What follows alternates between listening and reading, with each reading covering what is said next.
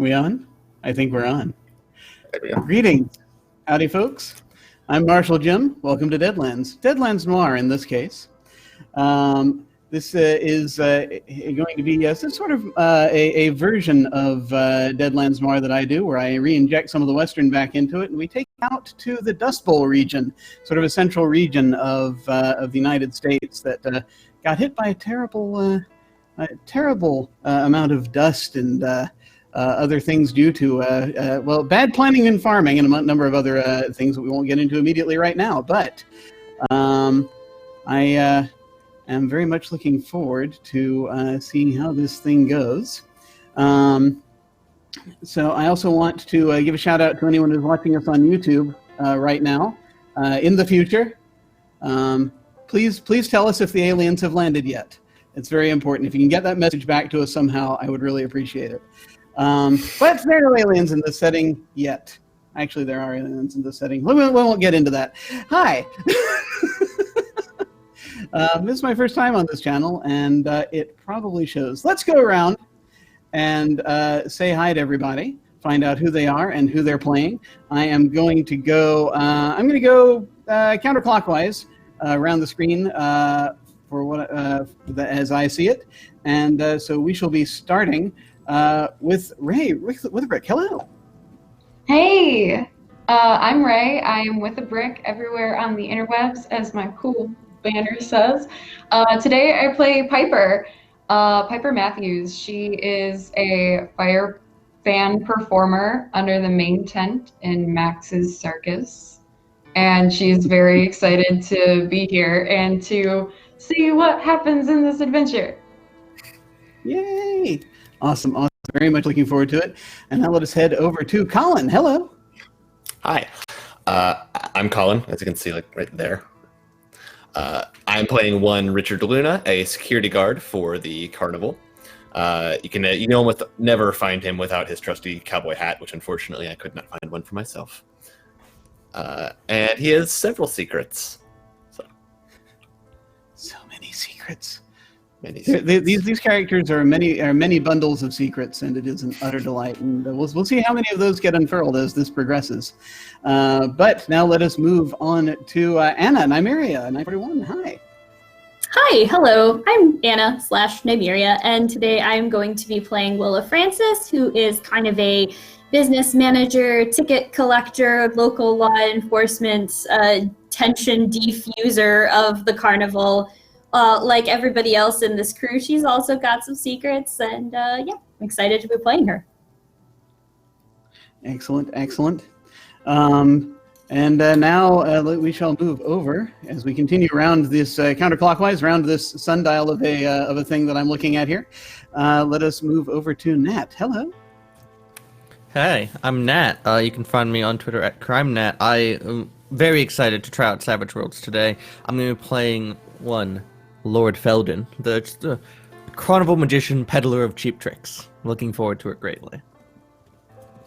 Awesome. And now finally, we'll see if the audio is working. We've been having a couple of little audio kinks going on in the background, so we'll have to see kind of what's happening. But let us take a stab at saying hello to Pepper. Hello? Can we hear you? We cannot. It was there for a moment. So Pepper will be playing a mime today, evidently, quite possibly. We'll see kind of how that is going as we progress. Yeah, sort of. Yeah, if you figure it out kind of on your end, you might want to do audio reboot type stuff. We'll see how that goes. But I think while we're seeing how that goes, as we figure it out. And just so everyone's aware, Pepper is playing a character named Mordecai Keller. We'll find out more about him as time progresses. But for now, we're going to hear a tiny bit about our sponsors. We're going to reach into the past and try to commune with a past version of Charlie, who will tell us all about Fantasy Grounds and World Anvil, our wondrous sponsors. See you in a moment. Past Charlie here to tell you about a few of our sponsors. Fantasy Grounds is our virtual tabletop of choice, providing us access to roles, tokens, maps, and more. You can try it today for free at fantasygrounds.com. While you're there, why not check out Fantasy Grounds Unity? World Anvil is a remarkable resource, whether you're a writer, GM, or player, organizing your campaign notes or building an entire world. Get forging today for free at worldanvil.com. And before we get into today's game, we'd like to shout out our friends at Andrews McMeel Publishing, who published the wonderful game Zweihander. If you haven't checked that out, you can catch it here on Wednesdays. We'd also like to mention Modifius, who manage and produce a wide range of RPGs. Whether you feel like being Dishonored, exploring a tale from the loop, or boldly going with Star Trek adventures, why not check out modifius.com.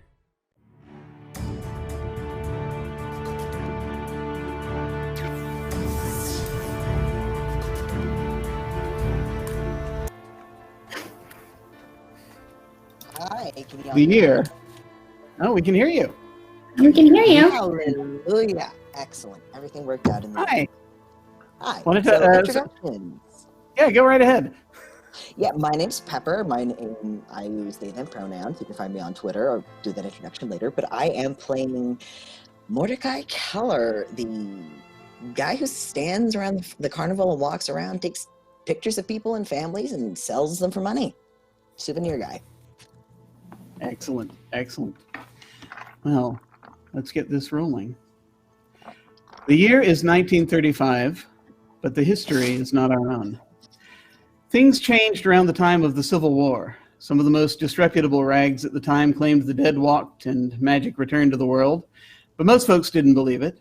A few years later, a massive earthquake hit the coast of California, breaking it up into a labyrinth of mesas and canyons that came to be known as the Great Maze. But one person's disaster is another's opportunity, they say, and in that earthquake, miners discovered a new superfuel called ghost rock, named after the strange howling noise it made when it burned. Investors found all kinds of uses for it, as did inventors, spurring amazing advances in technology and funding more than one fortune. Terrible weapons, too. It helped make our Civil War drag on until the early 1870s, when the North finally claimed a hard-won victory, an almost Pyrrhic one. In the intervening time, the Mormons and a collective of Native Americans had formed their own nations, Desiree and what we call the Sioux Nations, respectively, and the U.S. lacked the power and support to retake them. But time marched on, and after a number of smaller incidents over the decades, the U.S. found itself in what felt like the war to end all wars. That war, the Great War we called it, went on for longer than it should have, each government spawning greater and greater monstrosities in an effort to bring it to an end, which it finally did in 1920, when Germany and the other Central Powers surrendered. A brief period of prosperity followed, but ultimately that turned out to be the setup for one of the biggest sucker punches in history, the Great Depression. Banks failed, stocks crashed, and companies shut their doors. Dust storms and grasshopper swarms swept the country, obliterating farms and dreams, leaving only nightmares in their wake. Nightmares of the things in the dust and what they herald. And out in the Dust Bowl right now, the shadows are just a bit longer and things that go bump in the night are getting just a bit louder. And we have a posse of folks to drop right in the middle of all that. As we go on, you actually will be able to help them as these things progress. As you can see, the rewards that are going to be listed down below for you. But crits are a little bit different, shall we say, in this system. At least the way that the way that we do them here. If it's for Savage Worlds. So basically, wherever you see a crit success means that player is going to get a Benny. That's an opportunity to reroll among several other things that Bennies do. Crit failure, of course, in this case means I get a Benny. I have a certain number. I start off with 5, 1 for each player, and then 2 for each major NPC I bring in. But then, I could always use more if you would like to give me more. And then, of course, you have your Banes and your Boons, and then the big crits that would happen. Crits for all players, that means every player gets a Benny. Same kind of thing that happens when a Joker is drawn in a round of, if we're breaking it up into action rounds. And of course, you have your other things, the twist of fate, the possibility of creating an NPC. You would work with me behind the scenes on that, and some sort of ultimate power, which if someone pledges that, I shall be very excited. But we will get into all those as things unfurl.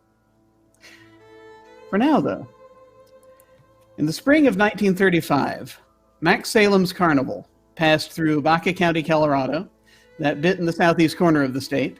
The owner, Maxine Salem, knew a bit about the supernatural and had a feeling, one she couldn't quite define, that something was coming, something terrible, earth-shattering maybe. So she sent her staff of troubleshooters ahead as the advance party to the carnival's next destination, the town of Mission Flats. As we're zooming in through the sort of clouds of dust that we see up on the horizon, down onto this very flat land, a lot of scrubland, lots of sort of bushes and grasses, tufts thereof. Every now and then, little burrowing creatures pop their heads up as we go past this road, heading toward the town of Mission Flats. And we're going to see folks arriving in a truck, because this is the advance party that the carnival has sent ahead. They have a few missions, the advance party, as they're coming in, different things that they are supposed to do as they are getting in. They're checking out the local economy to make sure it's worth the carnival stopping in the first place. They're scouting for a location to set up the carnival when it arrives, and they're going to be contacting local law enforcement, other local officials, to make sure the carnival will be welcome and set up the location, all the logistics, the usual stuff for when you want to prepare. And so they're driving this this sort of big truck that has been made available to them. It's an older truck. And we're going to go around and see what we see, and we'll see where they are. And what I think is most important for me to find out is who's driving. Me, I'll drive. I'll be driving. Yeah, don't trust Kai to drive. No. No one have the skill for that? I have a riding skill, which somewhat, hey, if I can handle myself on a horse, can't be that much harder to handle. Can't be that difficult. Nah. Yeah, another type of vehicle for sure. We're all gonna die. Fantastic. If you would like to bring along one of the other carnies to drive, you may do so. I will give you that opportunity now. Okay. It's just like in case we get in a chase or something crazy, we might be in a bit of a pickle. So we pan down and in, and we see at the driver's seat. What do we see? You see Willa. She'll just turn over and look at Felden and just be like, "Come on, Felden. This is just another day of work. The carnival. There's no way a car chase is going to be happening now." She has short, sort of cropped brown hair. Is wearing, the pretty standard kind of 1930s plain clothes. Got a little short sleeve button-down shirt with some plain brown trousers, suspenders, and boots, just because they're on the road a lot of the time or spending a lot of time setting up and putting down things for the carnival. And it's kind of a bit of a determined set to her face as she's driving along. Awesome. Okay, we just had something come in. I just want to confirm that. We're still getting used to the interface here, so I'm just trying to see how many things we just had in. So if we can get a confirmation on that, I would appreciate it. I believe we got big crits from Kitchen Bratlin and big crits from Kentucky Hawkeye, which is Excellent. 2 for each player total. All right, so and yes, thank each you player so will much. get we'll get additional bennies. I can see that just sort of there on the. There, I can see it. I can see it in front of me there on the screen. So we're gonna. I'm not gonna add them to the character sheets themselves. We're gonna, if you want to just specify if you're using a Benny from the big grids, if you would. But we see Willa turning and chatting to Felden, and the camera's going to pan over to Felden. What do we see? Felden, nicely dressed, leaning out the window with his suit and tie and hat, which is currently on his lap, with a big cigar in his mouth, and very politely blowing the smoke out the open window, mingling with the dust in the air. He has a cane sitting next to him, and he's just a little bit of a smile and a dark glint in his eye. He doesn't actually respond to Willa, just smiling.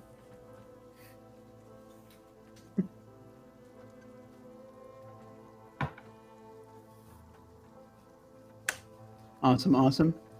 Now we're going to continue panning around as I'm sort of imagining this is one of those trucks that has sort of the open back thing. It's not, when I say open back, I don't mean it's. Let me rephrase. It's one of those that is it's like a box. And you can turn around and go in from the cab into the box, I think, on this one, is the way that this one's been put together. So as we continue around, we're going to see Kai. What do we see? Quick question. Is there like a pickup truck in the back, or is it more like a moving van? More like a van. More like kind of like a moving van, the way they set it up. Yeah. Then you see Kai kind of slumped against the back, kind of going through, double checking his camera bag, making sure he has all his rolls of film and everything. He's got a thing on his lap.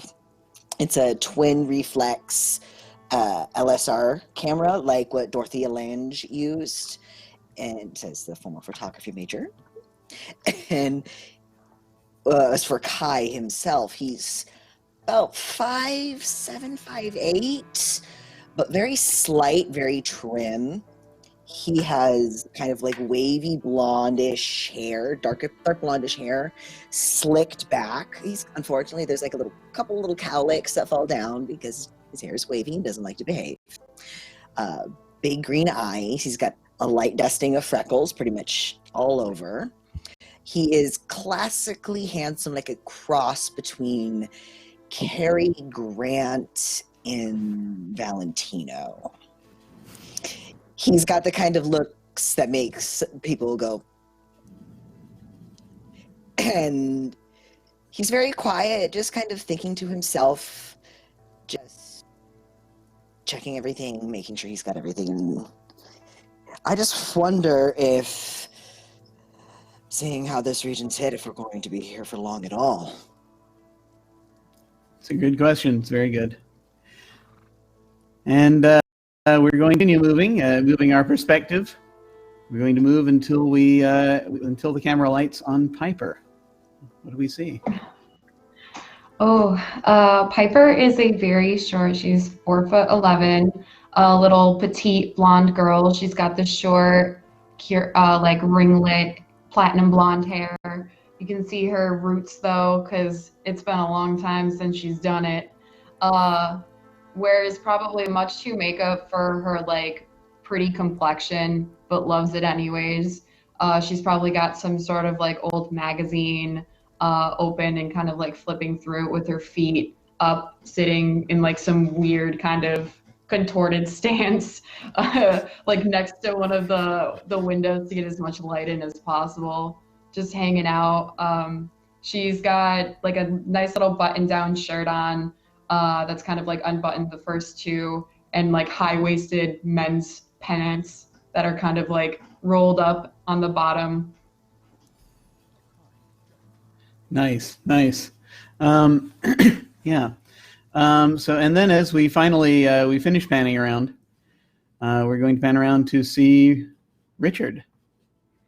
What do we see? Yeah, you see a pretty large man standing at about 6'2", probably around 220 pounds, really big dude. He's almost never seen without the black cowboy hat that he has on. Simple, nothing fancy about it. Just a black cowboy hat that he keeps really low on his head to cover most of it. Some might even think that he sleeps with it on. He has a slightly shaggy beard that covers the lower part of his face, and his eyes have very notable bags and a tired look, like he probably hasn't slept well in at least a week. He has pretty basic attire on, blue jeans, and a tattered red flannel and boots.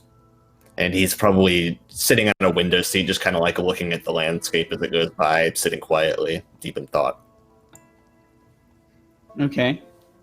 That being the case, I actually am going to ask you to make a notice roll as you are gazing out into the eternal abyss, gazing out at the land. Is this for all of us? No, just right now. This is just for Richard. Okay. Cool. And you got a 4. Yeah, you're looking out. It's you've been kind of in this area before. This is a little further northwest than you were, I think, in earlier times necessarily. But you've been sort of out, kind of in these parts. And you do notice there is this strange sort of gloom sort of happening. I mean, there's plenty right now that's plenty of sunlight and blasted heat at the moment. But it is weird, sort of, as you're sort of looking out, it looks almost like there are these little gopher-looking things who sort of are popping their heads up out of the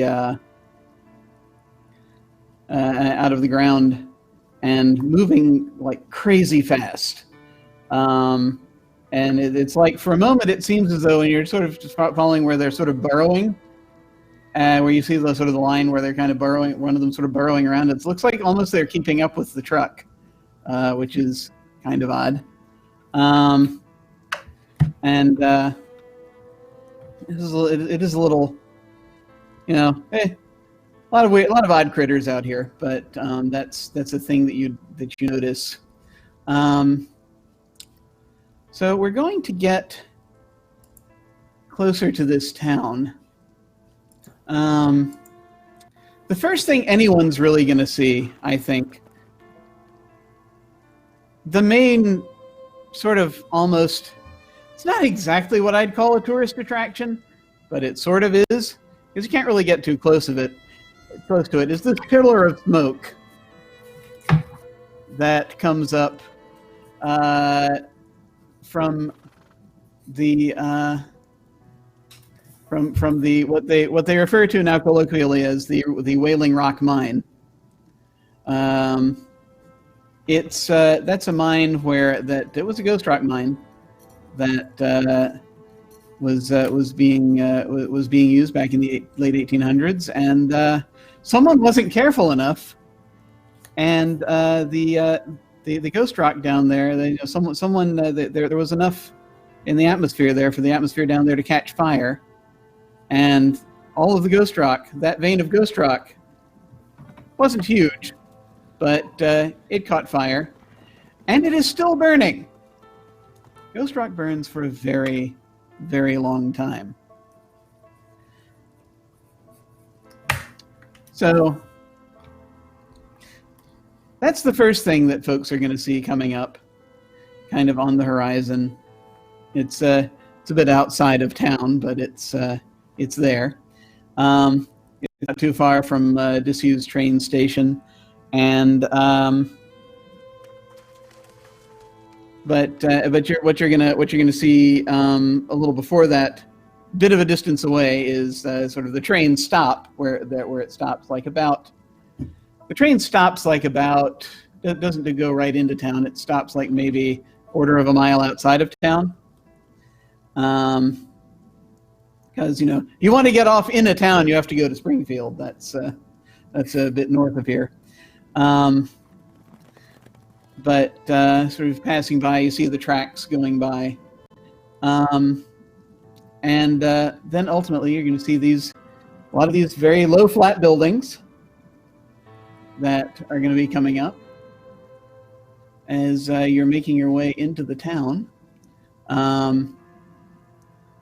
You can see there is very prominently here. You've got there's a big sort of community community dance hall kind of at the center of town that sort of is taller than anything else. It doesn't really have a city hall per se, but it's.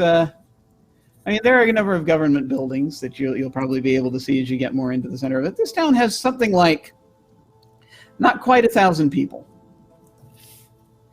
So there's enough of a population, from what you have heard, that it's probably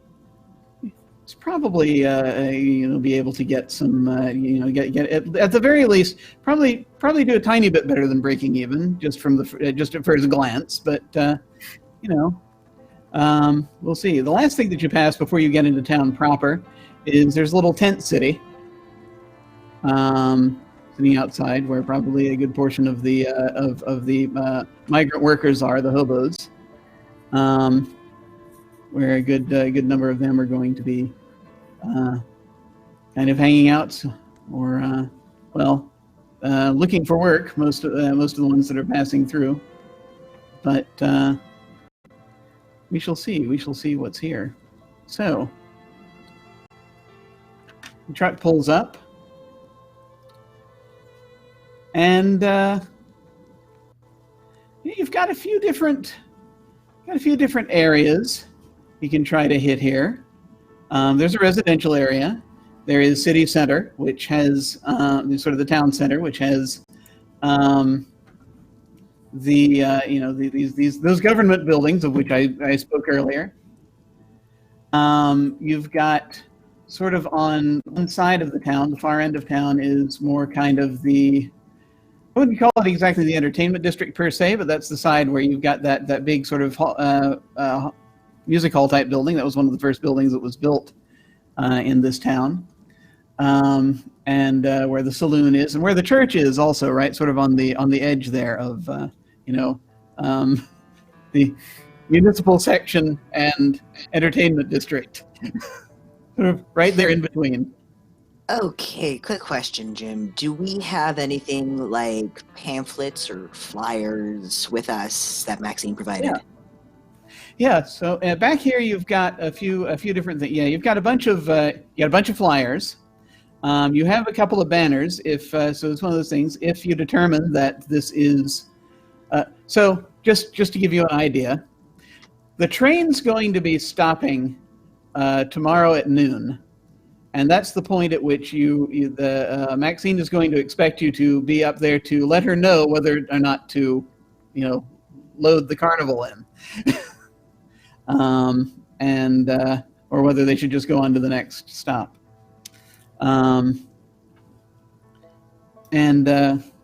you've got right now here in this place. So you've got some banners, you've got some flyers, you have a few little kind of the various equipment that you each use personally for your for the jobs and things that you do, and it'll just sort of depend on how and where you apply these things will depend on just sort of what sort of deals you're able to make here. I'll just turn over to Richard and be a bit like, well, how about we go ahead and start making sure that this is all fine with local government before we start pitching a big top? Yeah, I suppose probably don't want to piss off any of the government agents here. You don't. Well, we also don't want to frighten the locals away. Who knows how they might take us? Illustrious guest manager. What's the weather seem to be about? Sorry, I lost that. My video cut out. I asked illustrious guest manager what the weather seems to be / if it's turning. Yeah.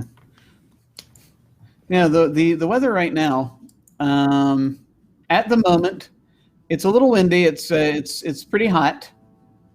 It's for, although you're not into summer yet, thankfully. You're just right now. You're sort of in you're in spring, but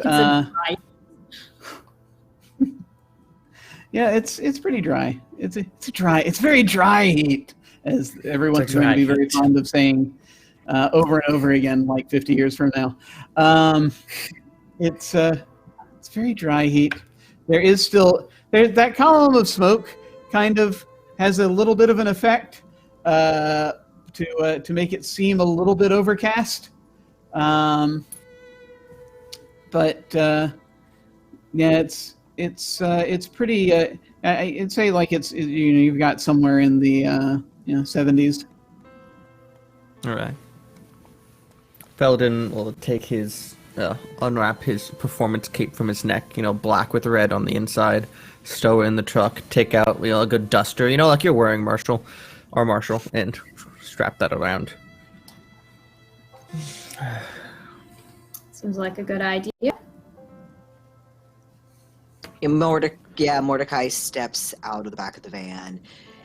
A white shirt, it's a little threadbare around the collar, a little threadbare around the sleeves that are rolled up to his elbows. He's got the collar's a little bit open, so you can see his collarbones and stuff. Pants that have seen better days, little worn around the knees, little worn around the hems. He's got a hat, a wide-brimmed hat that covers his eyes completely, and so that it's big enough that when he tilts his head down, it shades the camera that he wears around his neck, just kind of permanently there. And he has a satchel that he kind of keeps around that has his extra refills and things like that. Got it. Yes, he just looks around and... Which part of town are you stopping in? Are you stopping in? Yeah, just so I'm aware. Which part of town are you stopping in? I believe Willa suggested that we go and check out the governmental buildings. Gotcha. Okay, so you're a town center. Okay, cool. Got it. Yeah. Sorry. Proceed. Parked legally, of course. Oh yeah, no, you find a place on the street you can park. Yeah. Yeah, Piper will kind of like put her magazine down, roll it up, stick it in her pocket as she like gets out of the back of the van, does a couple like good stretches and like yawns and kind of like lumbers up, just looking around to see what everybody else is kind of up to. Yeah, we don't all gotta come in, but you might as well get the chance to stretch, get some air. We'll just suss this place out and see if it's a likely spot to sell some tickets. All right, I'm going in. Anybody wants to come, feel free to join. Felden just walks after. That's what Kai goes after as well. Piper stays back at the van. Kai slows down and looks over his shoulder. You gonna be okay out here, honey? I'll be fine. You don't gotta worry about me. Holler if you need something, okay? I got you. Don't worry. Mm-hmm. Then he follows the group. This is a very shall we say, well, I wanted to say nicely appointed Main Street. Rather, I should say it was when they tried to, at the time probably, it was a nicely appointed Main Street. A lot of the trees that they've planted at regular intervals along the sidewalk have kind of withered and died at this point for the most, or are in the process of dying. Some of them. Oh, they look like the Charlie kind of Brown Christmas tree. Yeah, a lot of the trees are they're not looking too good, but they're okay. But yeah, some of them are dead. But that leads up to this like I said, you do have a town hall. It's not like I said, it's not huge. It's a modest building that these things are going to lead up to. So who all is heading? I presume. You have in this part of town, let me just specify further here. In this area, there is a town hall, there's a police station, there's a hospital. And you have the basic other accoutrements that one would find in an area of this kind. You have a barber shop, and you have the sort of the standard. There is a diner here, and a number of other little things. But diners are not quite up to where they were in the 50s, so they're not quite the things that they were at that point. But it's it's serviceable. Is there like a bar or a saloon or something in town? There is. It's a little bit further down. It's well, you can walk it if you want to. It's just basically just inside the entertainment district. There is a there is so you're gonna go hunting for that? No, not quite yet. Okay. Kai, that was Pepper asking. Kai is going to go and talk to the mayor and stuff first. Okay, cool. So I presume then, folks heading toward the government buildings, is it town hall that you're after? Is that what we're looking for? Yeah, I think Okay. for starters. Who all is heading in there? I'll be there. Hands up, everyone going to see the government. Okay. I The didn't crew. realize we're doing an audio medium, so putting my hand up. All right, everyone but Piper then. Okay. Just so I'll have an idea, where is Piper going to be heading? Well, first of all, is there like a general store, like a candy store? Is there something with like there is. sweets around? Yeah. So then, yeah, Piper would like go off to that real quick, but most likely staying and watching over the van. Okay. Yeah, there's one. It's a little ways down, but it's you can't. It's one of those sort of old-fashioned confectionery stores. So you're heading there. But first, let us deal with the people heading into this government building. Town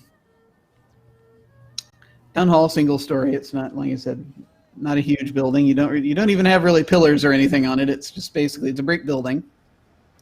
But it does stand at the roughly the center of the town.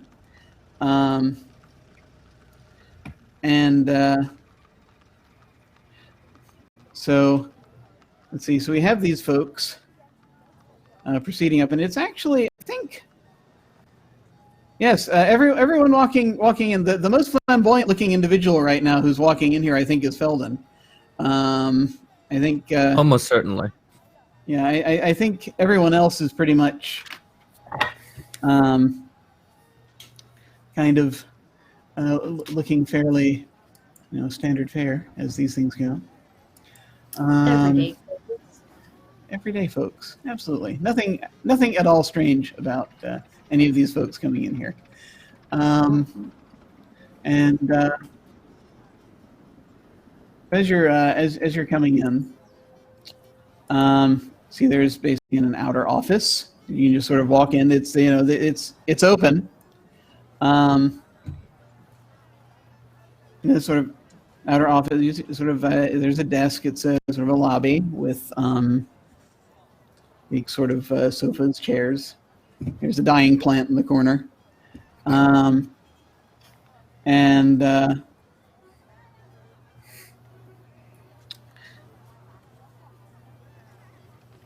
There's a lady sitting behind the desk who appears to be, right now she's apparently typing something up. You can hear the typewriter keys clacking. And after the second ding, as she's moving the typewriter, back, he gets to the end of it, ding, and she moves it back. She looks up, and she says, "How can I help you?" Knock knock. Yes, my name is Willa Francis, and I'm with Salem's Traveling Carnival of Curiosities. My associates and I were hoping that we could speak to a mayor or city manager or something like that about setting up our traveling carnival somewhere so that the good people of Mission Flats might take a couple nights to forget their troubles and enjoy themselves. I'll just like stick out my hand like a greeting handshake. Okay, I'm going to do a thing that is sometimes is done here, whereby I shall roll 2d6. Now I get to see if the tables are in here that I desire. I'm looking for the NPC. I believe in you, Fancy Grounds. Yeah. Let's see. Nope, it's not on the table list, so I'm going to. Alas. Alack. Well, I'm just going to roll the dice individually, like a barbarian. So, Listen, this may be Colorado, but we are civilized carnival people around here. that's right. Okay, she's actually. Ignore that. What do you want? I was like, I hope she's You already not want to start over- something? not fighting Ignore her that. right now. Trying to edit something and accidentally clicked it. Going to. Roll initiative. Apparently, we want to fight the secretary. Okay. No. Just go right up. Just go right up and punch. That's how you greet people in this town, right? Yeah. Grand Theft Auto. Anyway.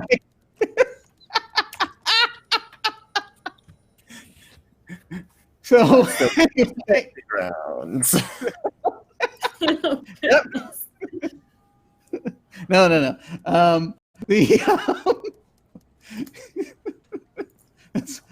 This is what we call instant werewolf. No. Oh dear. No. I didn't know it was a werewolf until a moment ago, and then, well, no. No, actually, so it's good. No, basically, she the way she reacts is favorable. She's like, oh, which carnival did you say? Salem's Carnival of Traveling Curiosities. Okay. Max Salem's. Okay. Been this for the better part of about, 30 or so years? At least before I joined up, that is. Okay. Well, I wasn't around, of course, and I'm not here at that point. But that's huh. Yeah. It was I greener think, last time around. yeah. They can probably. Yeah. That sounds wonderful. I mean, we've got a spring festival coming up in a little bit, so we'll just have to see about the timing. When are you folks planning to come through? Well, our train with most of our main acts is about to make its way to your station run about tomorrow afternoon, but we figured we'd send a advanced team and see if we could get any building permits or such like done so that we make sure that we're not stepping on anybody's toes with this. I see. We want to Okay. make sure everything is on the up and up before we seek to entertain our people. All right. Well, there are a few different. There are probably a few different locales we can look into, see if they're available. Are you going to actually want to rent any spaces in the in any of our community buildings, or are you just looking for flat land? I don't think the building space will be necessary. Just a nice piece of wide open land should do. Enough room to set up some tents, a couple of sideshow attractions, that sort of thing. All right. Well, let me see here. And she's briefly. She just finishes with one hand. She is actually continuing a little more slowly typing while she's been talking to you. And so she will then, after a moment, she will pick up the phone, and she will press a button, and I'm going to. Oh man! I just realized. Once again, getting used to the interface, I just realized that there's a thing I like to do that I can't do here. So I'm going to do this the old-fashioned way. And normally I would ask someone to draw a card, but I'm gonna do it myself. Okie doke. Just reach forward and pick a card at random. Yeah, reach to the camera. whoever would like to reach forward and grab a card. First, I need you to tell me a suit. Mints. Diamonds? Yeah. All right. Let's hope I didn't screw up. Probably did. It's okay though. I forgive you. Whoa! The guest did it. Got All it. right. Is that a good or bad? We'll find out. It's yeah. I like to think it's good. Basically, she's going to immediately get through when she's when on her call, and she's like, "Yes, it's we've got someone from Max Salem's Carnival. Yeah. Coming in, right? Yeah. Oh, really? Okay. No, certainly. No, absolutely. No, they're right out here. Sure, absolutely. Right, and she hangs up. The mayor's going to be right out. Thank you very much. Excellent. And Really no what do I mayor's call you? friendly. I was just saying, what do I call you again, Miss? Yes.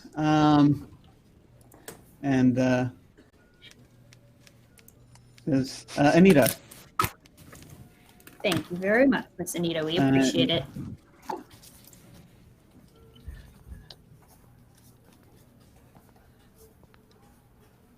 All right.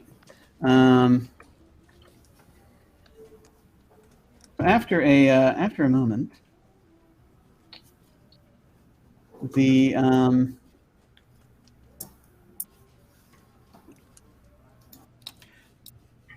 you're going to see someone, a gentleman, emerge from the back.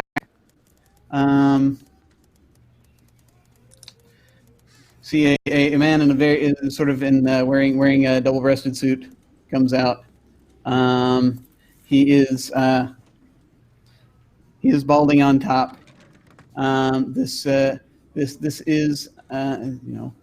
is someone who basically he has a little mustache. It's basically, if you can imagine, this is kind of a character played by someone who looks kind of like Mel Blanc, and he comes out. Nathan C. Fox Jr., pleased to meet you, he says, extending his hand toward whoever is standing closest. Who is standing closest? Kai reaches out and shakes his hand, looks him firmly in the eyes, grasps his hand firmly, and gives him a firm handshake. Kai Keller. Pleasure.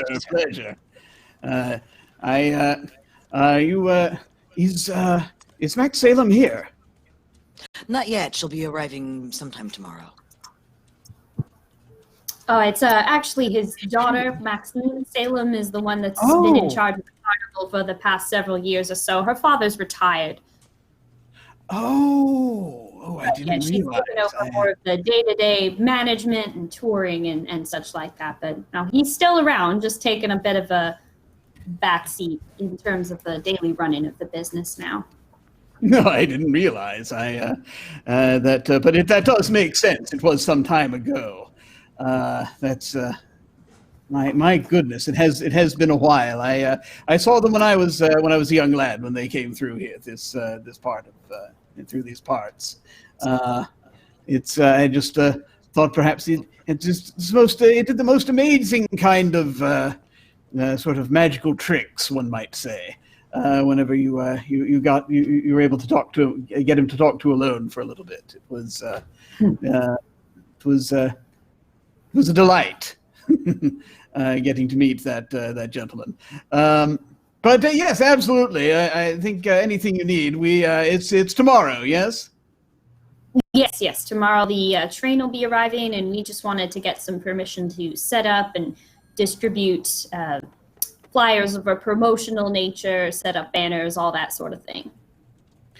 Well, we have a prime spot that should be available for you. I can that we can have cleared within within probably the next few hours.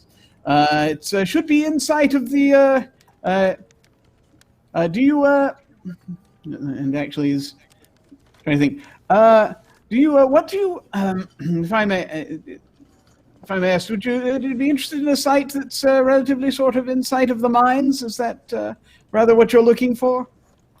Or do you want the more the not on opposite? fire, of course. No, well, Exactly. no, of course not. That Something would rather to- impede Hey, the. we'll take it. Not too far for folks to come out from the town and surrounding areas. No. It's should be right off the should be right off the entertainment district. Well, that works Can perfectly. Richard get a bead on this guy? Because he seems really helpful, which immediately Yes. makes him do. Please make a notice roll Alrighty. for me, and we will see how that goes. No teache. Okay. Yeah. From what you're able to kind of evaluate as you are looking this over, this fellow is does seem like he might. It's like he was expecting or hoping probably more that he might get to encounter Max again, probably the Max Salem Senior, and so he's perhaps a little disappointed at that, but he's very. There is also something. It feels as though, there's something that would be to his advantage to have the carnival happen tomorrow. Not sure. You're not sure exactly what it is, but you can only assume it must be something politically motivated. But he's, it's like it seems like he's willing to shall we say, move things around to get it to happen. So take that for what it's worth. Also, basically, that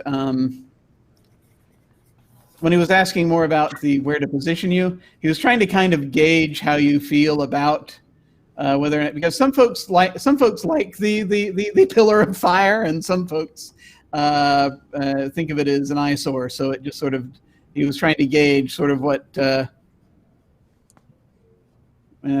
your opinion was on it as to whether or not you wanted to be involved with it or not. Yeah, those are the main impressions that you get. That there is another thing going on, and he might, there's something perhaps he has some knowledge of that he is not speaking, but that's anytime. But he says, well, we just need to get your permits together, and then you should be all right. And he turns to he turns to the receptionist. He turns to Anita. Miss Simonov, would you mind calling up Orville and have him go out and just move a few things out in the north field? And she's like, this evening. Yes, please. Okay, sure, we can. Sure, absolutely. This is going to be a much needed morale boost for the town. Is Okay. there something mayhaps currently occupying the North Field that we should know about? Oh, nothing to worry about. Should be perfectly clear by the time that you get your folks out there. I shouldn't wonder. And she basically, Anita begins making a call. So that's happening. She's talking to someone in the background. He says, Well then, is there anything? Let's see. So we get the permits out to where are you staying? We're staying with the Carnival, wherever they happen to set up. Right. Well, they're coming in tomorrow. Are you going to be at the inn tonight, or is there? Or We have you, not arranged camping? accommodations for the night yet. Very well, very well. Feel free to just call into my office then, he says, and he pulls out a business card, which he will hand to you, Felden. He'll take it and kind of flick his wrist, and it just seems to disappear. Oh, delightful, delightful. Yes, please do feel free to call in as soon as you've got it sorted out, and we'll once we have the papers drawn up, and then we'll get them out to you. All right, then. I guess maybe I'll go see what Piper's about, and then maybe we can get started flyering.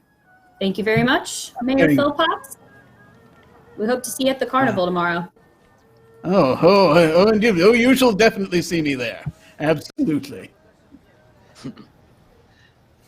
And Kai gives him one more handshake and thanks him for it. you will. Very much. He does the. This is a man used to shaking people's hands. He's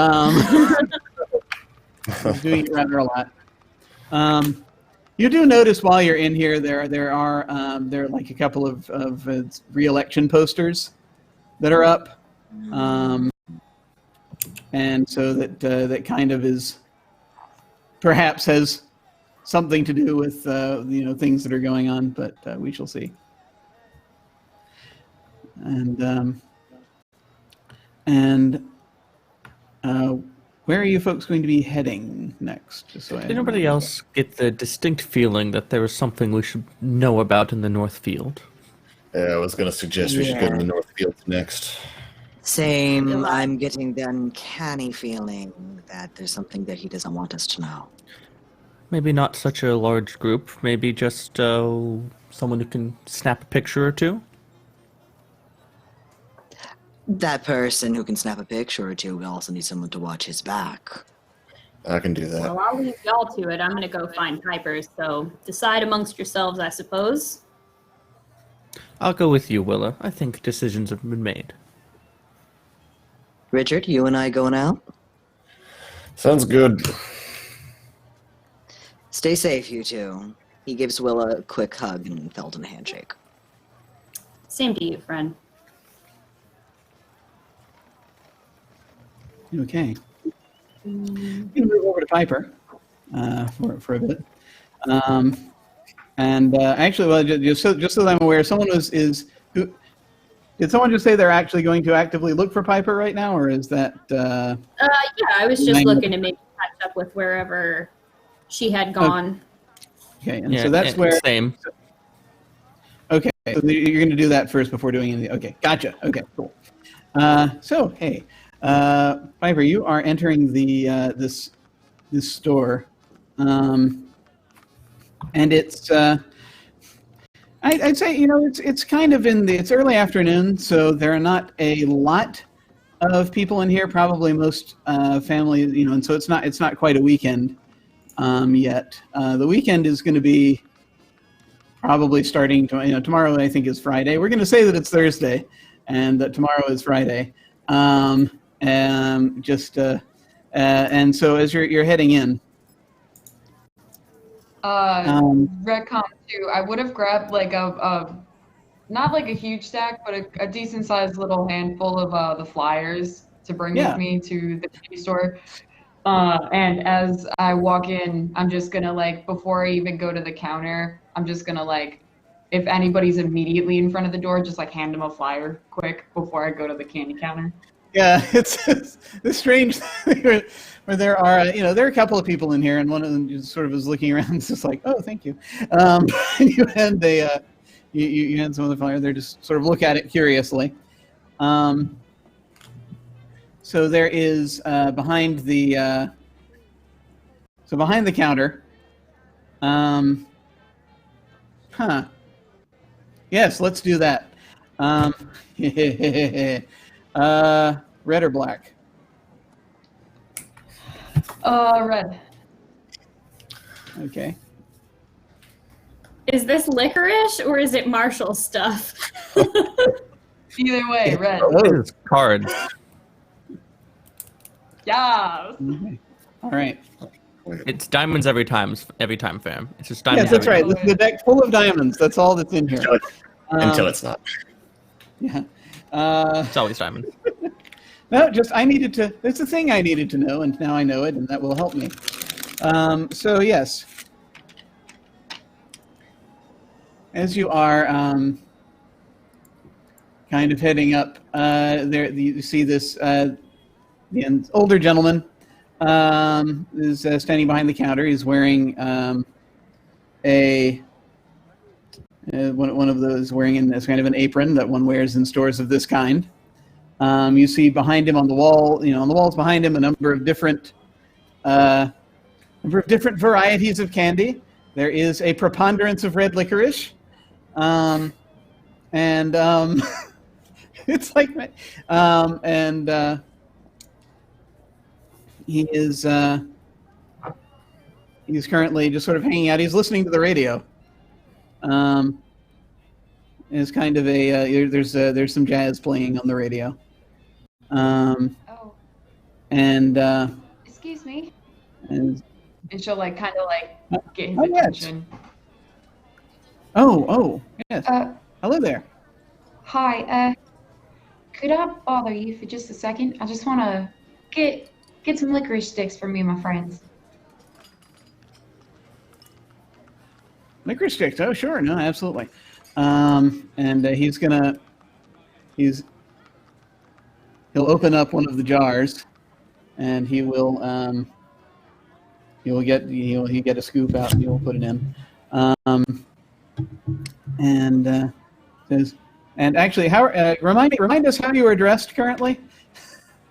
Yeah, she's got like one of those kind of like women's button-down shirts that kind of have like the puffier shoulders and kind of have like Okay. a rolled up aesthetic.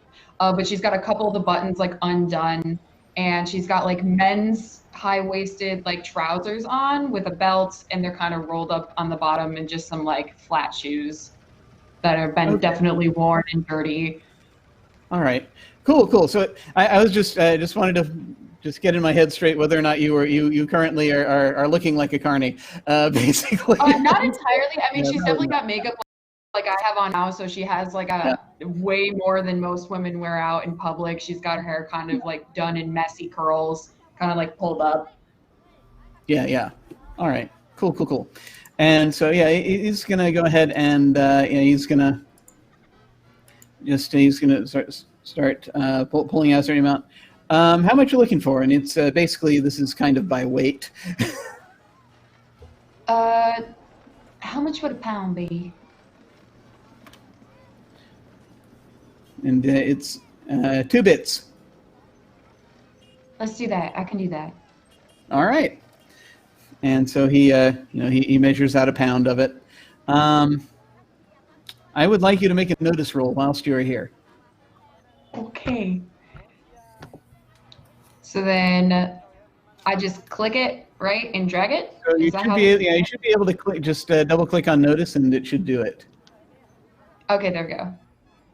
All right, you got a 2, which is not a success. So there is a as he is sort of shoveling this around, and you will note that the couple of people who are in front, and that one of whom you'd handed the flyer to, just sort of at this point are kind of like at this point just kind of like, and they head out. As though, I don't know, it's like they were waiting for something or something. There's also this very kind of sweet odor in the air, and you can't quite place it. It's probably just candy. But he measures out the licorice for you.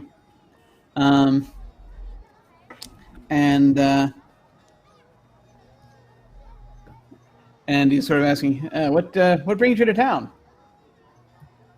Oh, I work for the Carnival. and I'll like hand him a flyer. Oh yeah. Like, we should Takes be you, looks setting up at it, and- tomorrow. Huh, how about that? Stop by. Interesting. Yeah, maybe, sure. It depends on everything, but certainly. He's gonna go ahead and finish. He's gonna bag it up. What do you mean by everything? Is this a bad time to have a carnival? Oh no. Oh no, I shouldn't think so. No, it's. I was just saying. For me, I've got it's a lot of folks rush in here on Fridays, so it's just it can be a little little tough for me getting out, but I'll try to sometime this. You're going to be here for how many days? You're going to be here for? I assume for the weekend, at least part of it. Would you mind if I leave some of the flyers here for the kids that come in? Sure. I don't see why not. I appreciate it. And she'll like separate like a small pile off and just like keep them on the top of the counter. Okay. And as he is putting this bag out on the counter, and he's saying that'll be 2 bits. This will be when roughly the rest of your party will figure out where you are at this point. I think probably. You did have to go, like I said, a bit of a ways up, and so it's it's actually closer to the town hall than you were previously. And so those of you who were looking for Piper have spotted her in the candy store. Would you like to go in, or do you wish to wait for her outside? Candy store. That tracks. Yeah. I'll stand outside.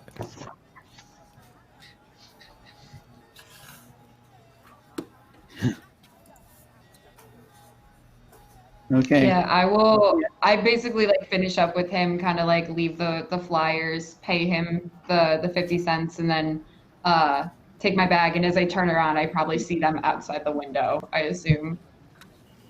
So I'll just like walk out to them. Yeah. You basically. I think 2 bits is actually just 25 cents. I think it's just. Oh, is it? Okay. It is. Remember. Yeah. 1 bit Okay, is 1 cool. $1. We're having our fantasy coinage based off of historical coinage discussion. 2 bits, But 4 yes. bits, 8 bits. Yeah. Okay. Anyway. Yep. Cool. That makes Try my to mark brain it hurt off. because that means that's half a cent in that coin. So the That's reason part of it. the reason why this is though is because back when they used to make coins out of more metallic stuff, they were chopped into eighths and you could snap them into little wedges like a pizza. So like a bit was like a little tiny pizza sliver of a coin. Fun facts. Anyway. Oh, that's adorable. Yeah. It's at this point still it's a legacy expression that is used fairly commonly at this time, but it's a quarter, basically, which is a fair amount actually. So this is Oh yeah. So yeah. I got it for as many people as they want it. It was just for me, but I'm probably gonna eat most of it. Yeah, and I mean that's actually it's I mean it's a fair amount for candy. So this had better be damn good candy, basically, is what I'm saying here. Okay, can I try some? By all means. And she like opens Thanks. up the bag and like offers it to both Felden and Willa. Chomp, chomp, chomp. So, what does this licorice look like? Does it look like roughly classic licorice? I was gonna ask. Will it please make a notice roll? Oh no, did I just eat human flesh? That would be a turn. And How then, wire are we going in episode I do 1? it for It tastes a little bit like kerosene. Don't worry about it. Oh no. What did I feed no. you? Oh, no. What did I Might need to buy? pick those flyers back up. Yeah, what did I buy? it's licorice. It's perfectly good licorice. Can Anyone know how do I like licorice is maybe made, by the way? smell Sorry, go ahead. something? Well, you were standing outside, so I assume this is as Piper is coming to the door. And what did we get for our? Well, what are we getting for our notice roll? It was a 2. Ooh. Well, that's We have Oh, no, that was the settings, last y'all. one. That's yeah, mine. yeah. That was the Don't last forget we one. have to use them.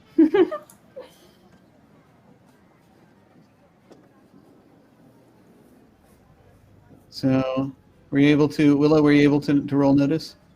Oh, me roll notice. Oh, I'm so sorry. Yeah. Let's see. You ate the 5. licorice. Okay. All right. I thought you were asking Felden to like do CPR or something. My bad. Oh no. That comes later.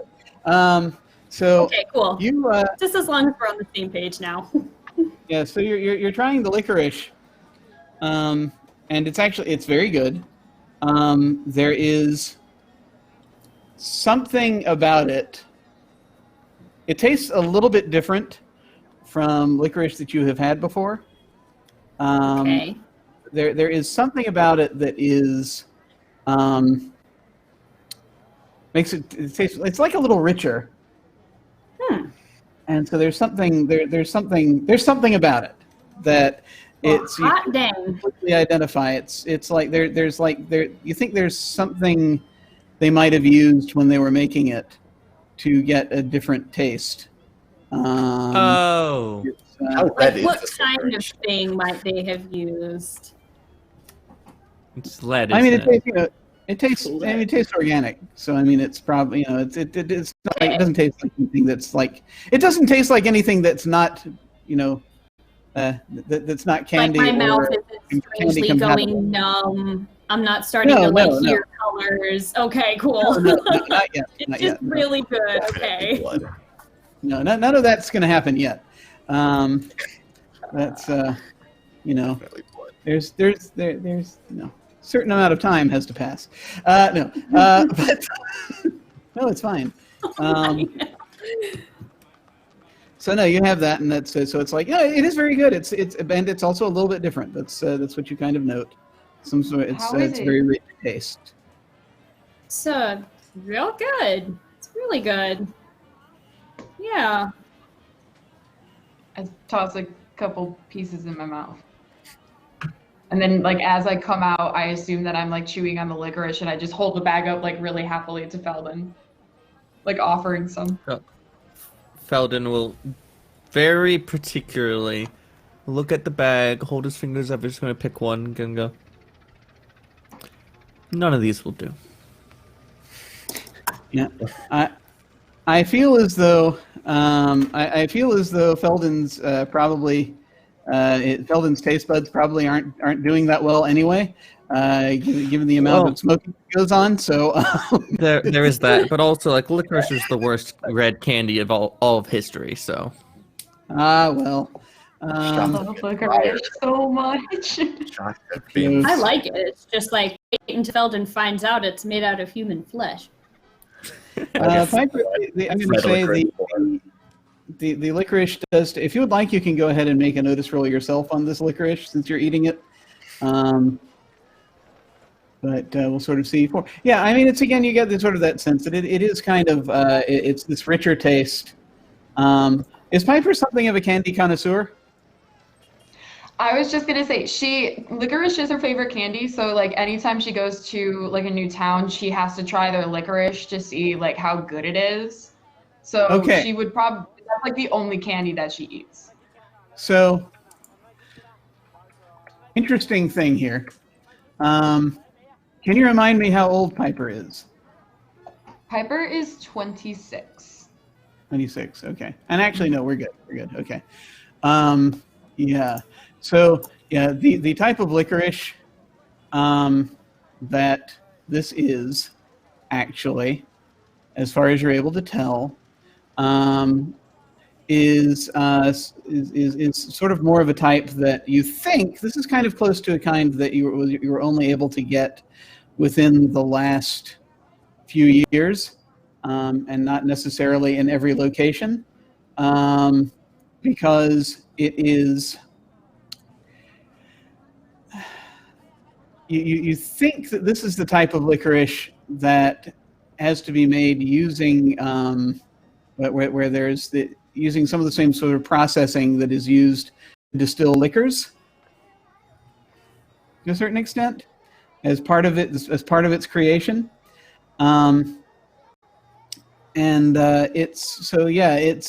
It's that's where it's sort of the richness is coming from, you think, for it.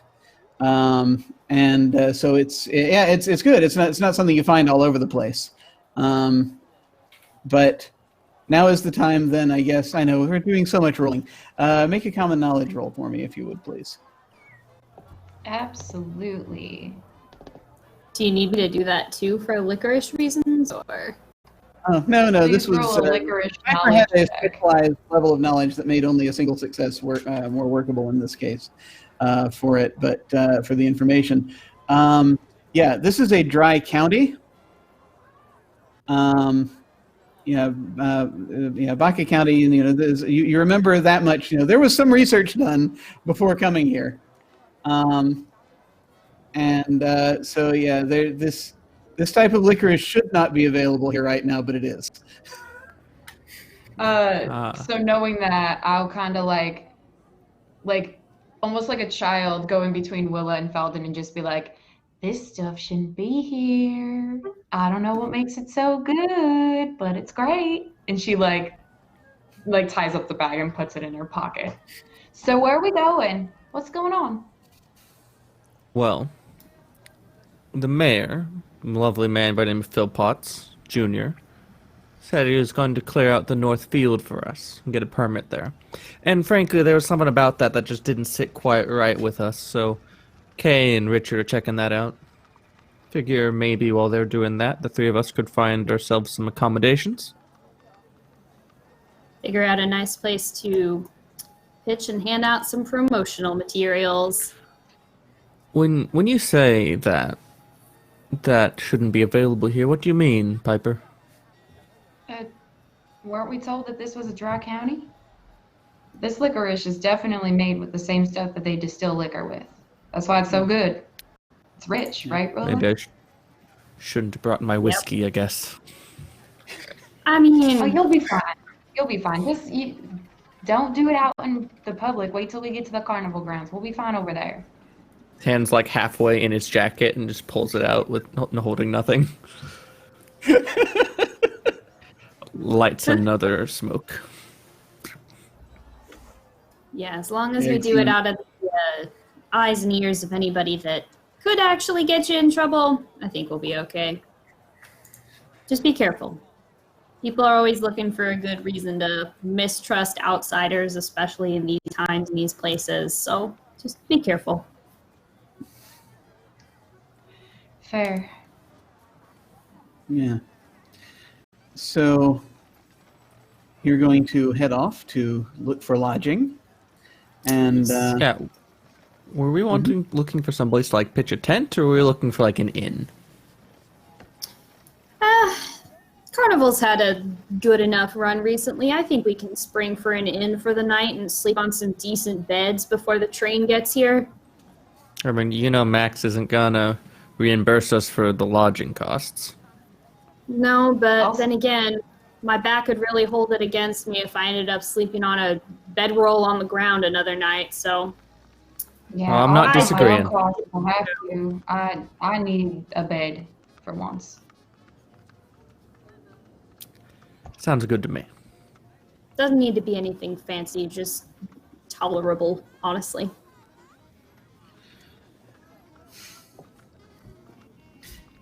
So, all right. So you're going to head out. Yeah, you're going to head looking for lodging, and as you're doing that, we're going to shift perspective now over to Kai and Richard, as you've got a vague idea of where the where that area is. That It's probably the north end of town. It is indeed on the north end of town. It is. It's a little past the church. So you're going to see on sort of on the way this church steeple. That's the Church of the Mission, First Baptist Church. That is sort of sitting out there, and you see.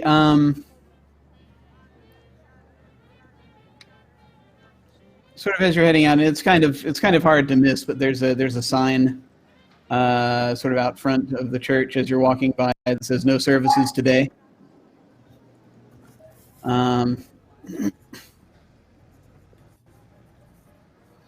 And a bit past there, you see this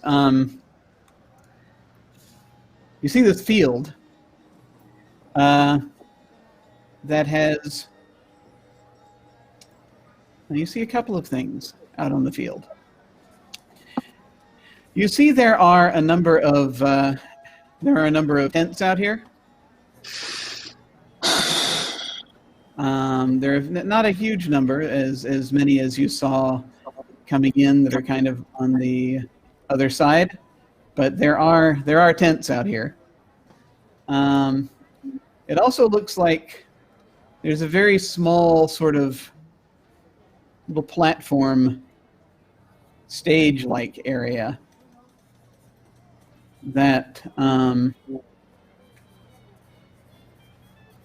someone someone has built, possibly quite recently. It actually looks like you can see the lumber looks fairly light, as though recently cut, on this little platform that's sort of off to the side. And then beyond that, there's a certain amount of distance. Beyond that, there are some train tracks, and beyond that, there's some distance, and you can see that pillar of smoke going up into the sky.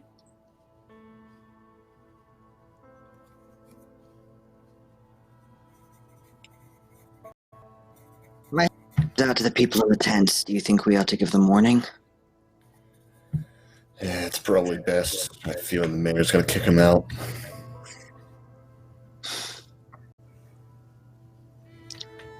All right, let's go. And Kai will slowly approach the tents, making noises to announce their presence. And his camera is clearly shuttered and closed, so he's not like looking for a picture or anything. Hello, is anyone home? So there is there's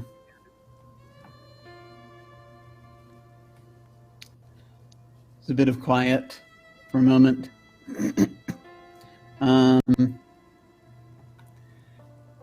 And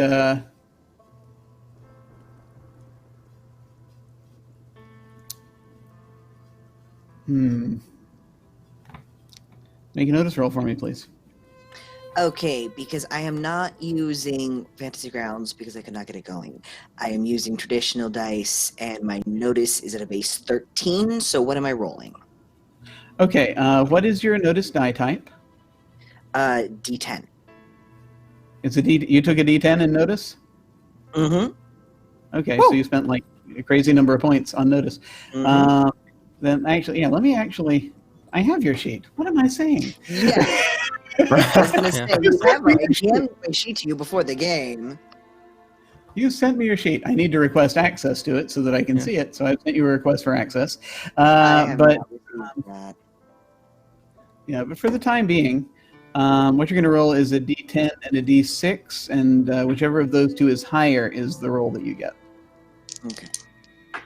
And would that be a notice roll for both of us, or just for Kai?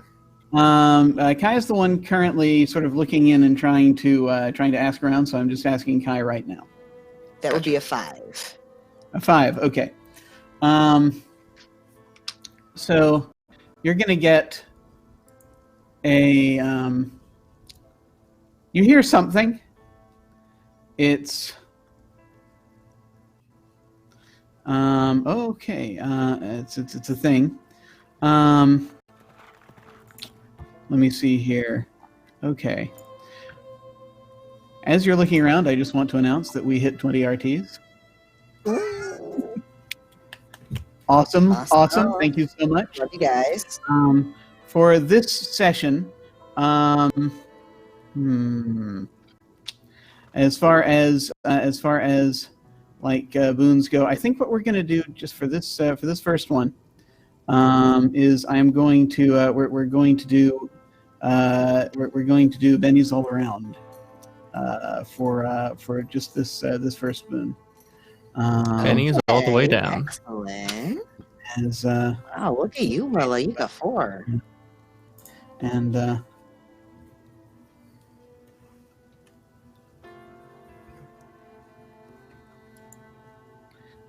yeah.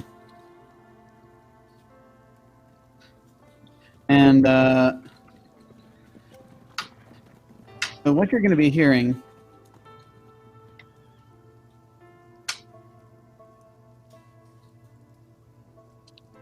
is this kind of whispering.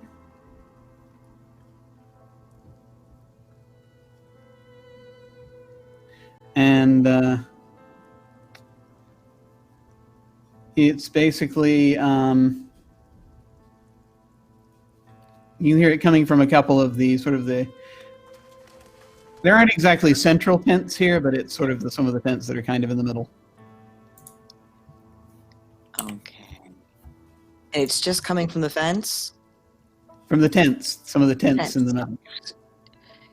Kai is just going to gently, slowly walk toward the tents, kind of pushing his hat back so he can see. Just sneaking along, not trying to be, like, rogue sneaky, but not likely to be, like, paladin clumsy. Somewhere in between. Gotcha. So, unobtrusively sneaking. Mm-hmm. Basically. Go ahead and make a stealth roll for me, just so that I can see what that looks like. Stealth is agility? Stealth is a skill. Everyone has it. If you did not put points in it, then it is a D4. Everyone gets stealth at a D4. So you roll a D4 and a D6, and whichever one of those is higher. 3? And Richard can do the same. That is a failure. If you wish, you may use a Benny to attempt to reroll. You have 3 of them. Yeah. You have 3 that I gave you, and then you have 3 that our viewers have given you. So 6 in you total? may decide which one you want to use. You probably want to use the ones that I give you first, because those do not those replenish at the beginning of each session, basically. Yeah, so those go away at the end of the session. I'll use the ones you gave me then. Gotcha. That's a 6. Okay, excellent.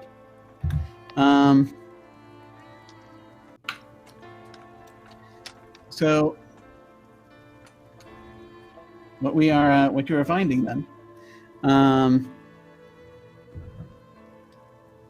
is that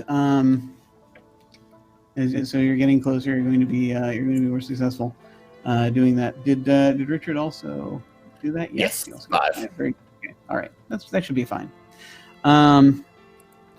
Yeah. So what you're going to what you're going to notice as you're getting a little closer is that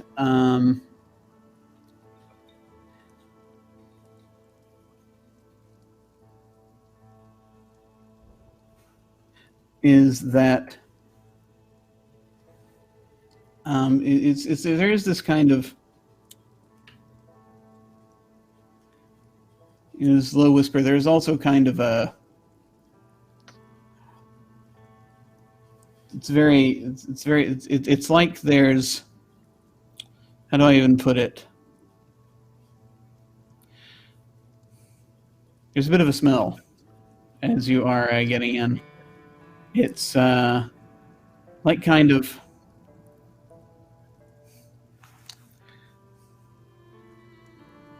it's like smell of garbage and rotting meat a little bit. That you're noticing, and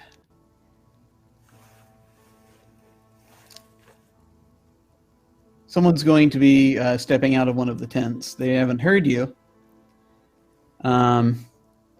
But if you're just sort of walking around in there, they're probably going to see you unless you want to like duck down or something. No, I'm not going to duck down. Kai is going to keep his Okay. head up. Hands are visible, camera's shuttered. So he's obviously posing no threat. Yeah, guy with a big bushy beard is coming out of one of the tents. He's got what looks like old clothing on.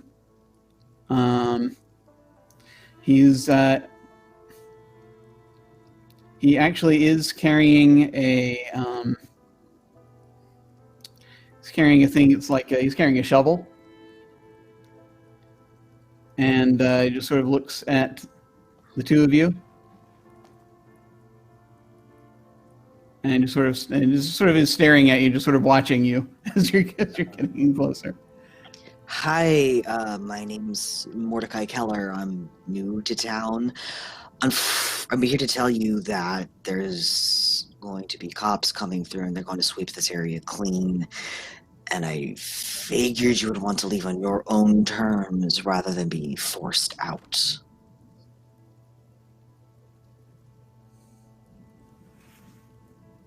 He's just kind of looking around. And coming out. Cops are coming?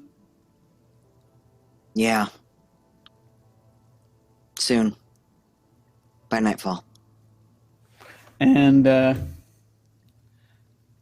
he nods for a second. And he immediately just almost... he kind of almost... let me see here. No, he doesn't do this. Actually, what he's going to do is he's kind of looking at the two of you, says, "Who are you?" I'm Mordecai Keller. We're with the Carnival coming through town.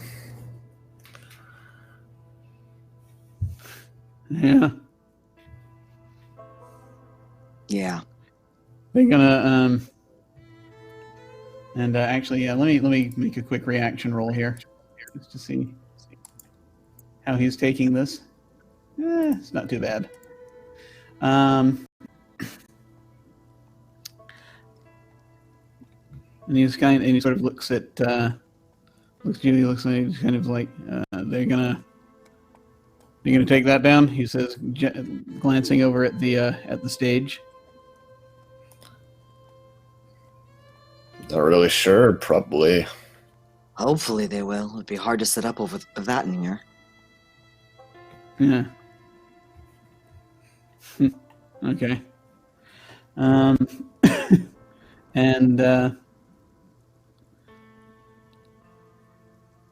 he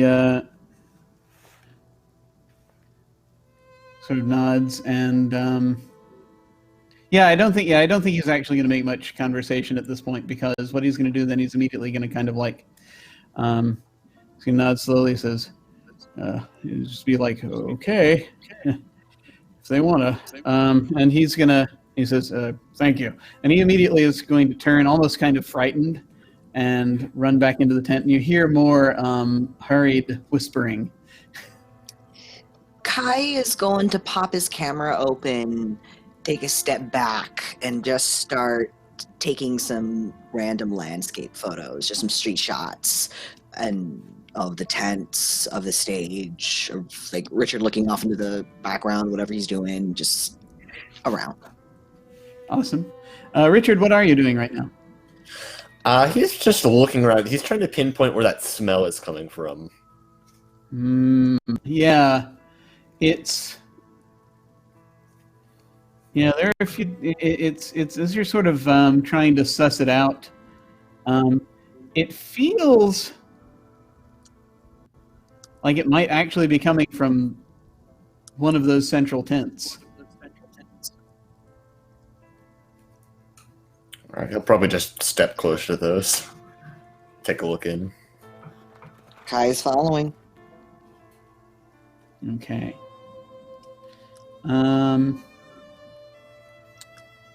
Let me see. Yeah, you look in one or two of the ones, and there are There's someone lying down in one of them, and it just sort of like rolls over when you do when you look, and then but the smell's not coming from in there.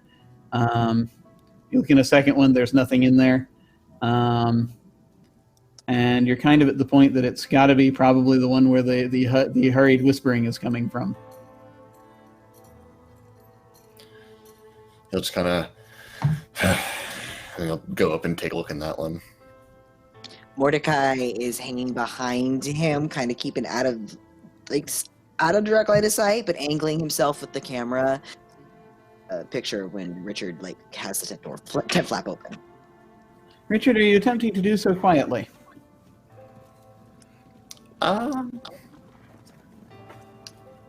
Probably not, honestly.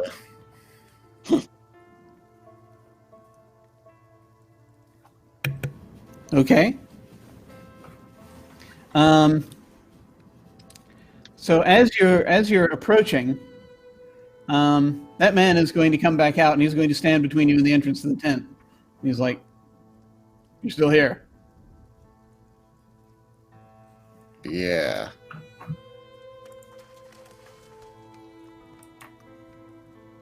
We're gonna move.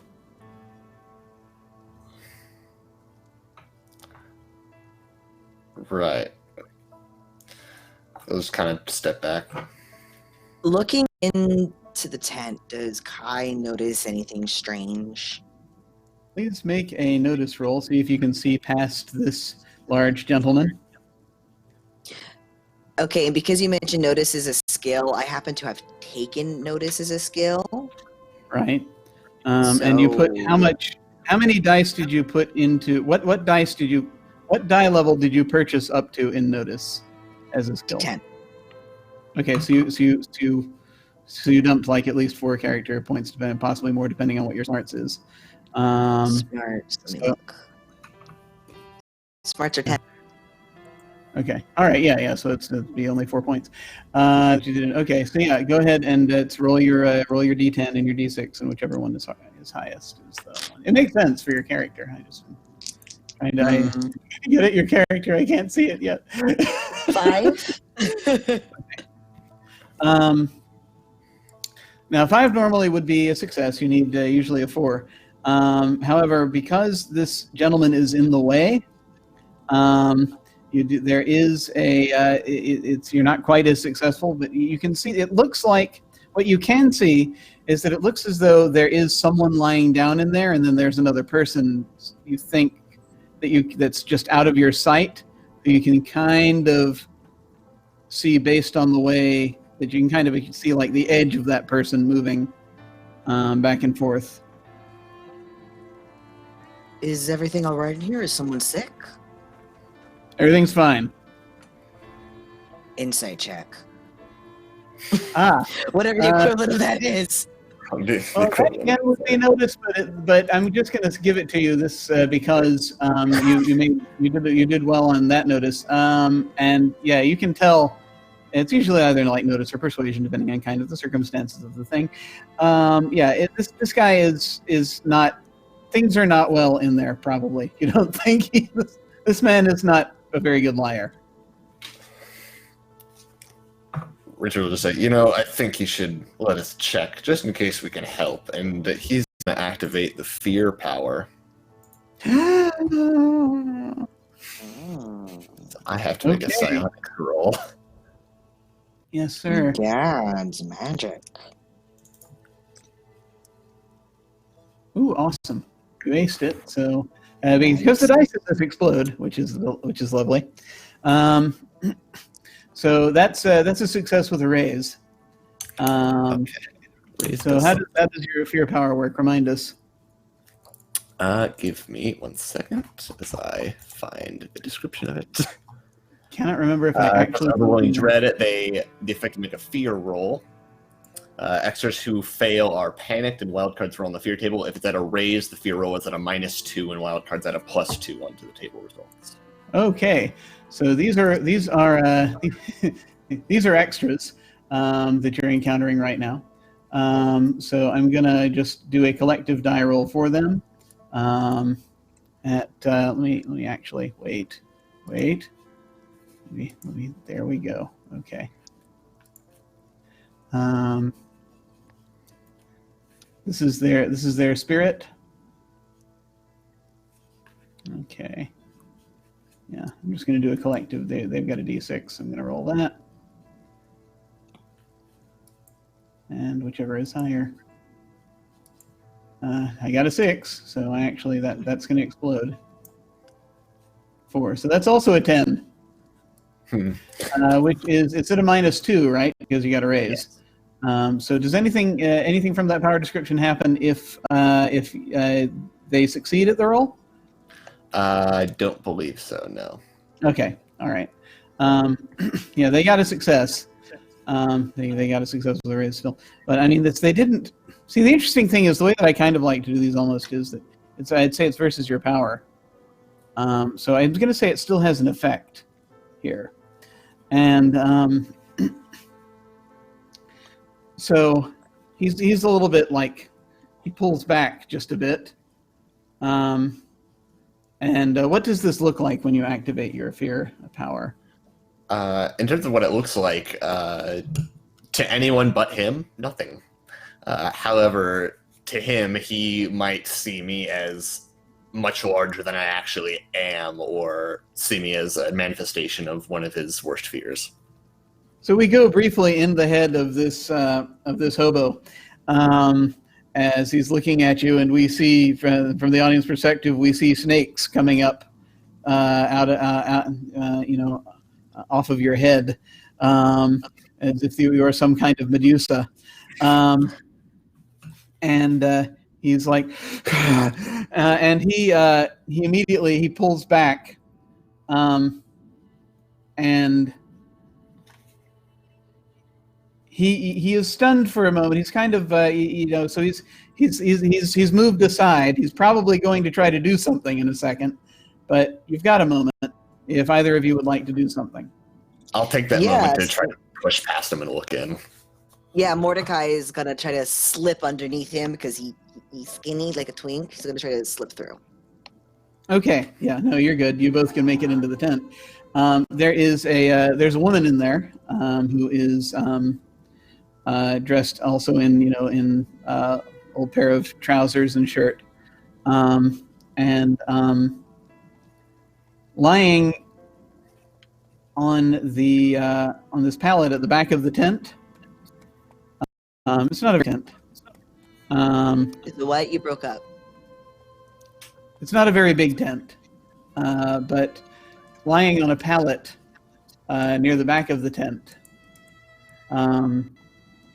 is part of a dead body.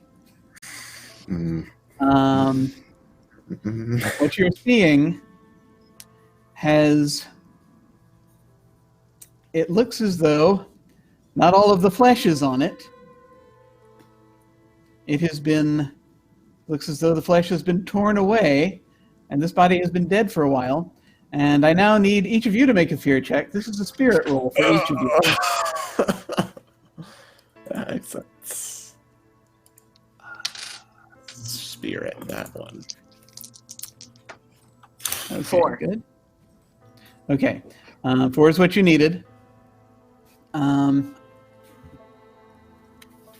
Yeah. And Richard got a raise. So yeah, it's just a dead body. You're fine. You can see, yeah, that this person has been dead for some time. This woman has just sort of is standing next to him. Is like when you come in, and she's very she's looking a little panicked, and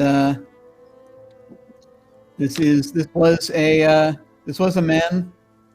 He looked, he was very thin, and well, if you wish to examine the body further, of course, let me know, but there's a very large man outside getting ready to come in with a big shovel, so what would you like to do? Quickly try to get the body in focus as best as he can and snap a picture.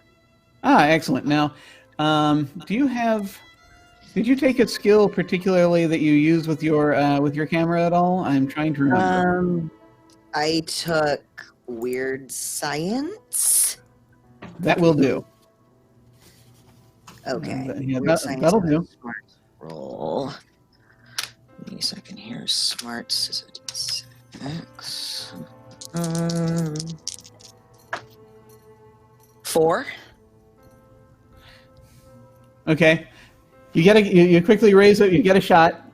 You're not quite sure how good it's going to be, but you think you got a decent shot in the amount of time that you have.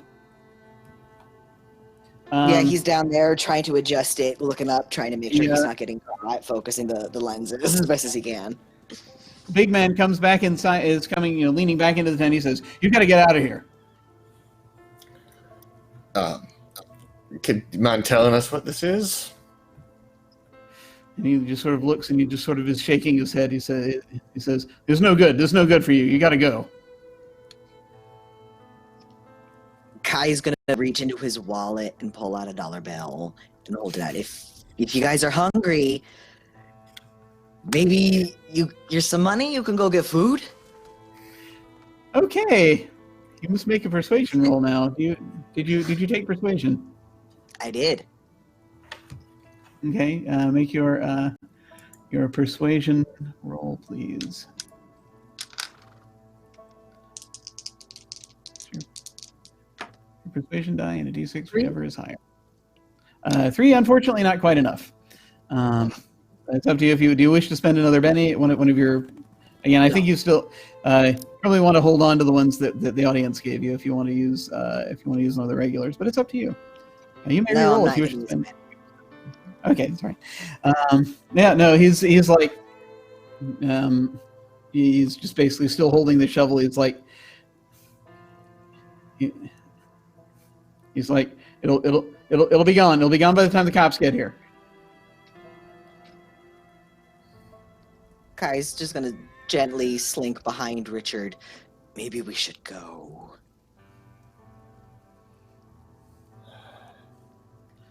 Yeah. What? Has Richard been doing anything else while this is happening, or? He looks a little bit like he's seen a ghost. Like something about this dead body and the person eating it has hit a loose nerve. Yeah, this actually kind of hits a nerve for both of you to an extent. Yeah. Yeah, actually, Jim is suddenly remembering that both of you, can easily recognize that this is a body that has had pieces eaten away from it. That's this has that look about it. I actually want to say, oh, good Lord, Richard, I need you to make a notice roll for me, please. Right. One more notice roll, please, because Jim is remembering things now that Richard might be uniquely qualified to identify. You can use one of your audience bennies or one of the ones I gave you at the beginning. I'll use the ones you gave me at the beginning. Okay, sure, that's fine. There we go. Okay, yes, that's much better. All right. Yeah, that is, yeah. So, interesting thing. It's, the technique looks very familiar to you.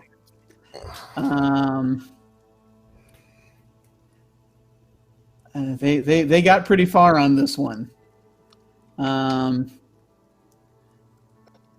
And it's it looks like that was probably the kind of thing that was happening, is a thing that you have seen happen before some time ago.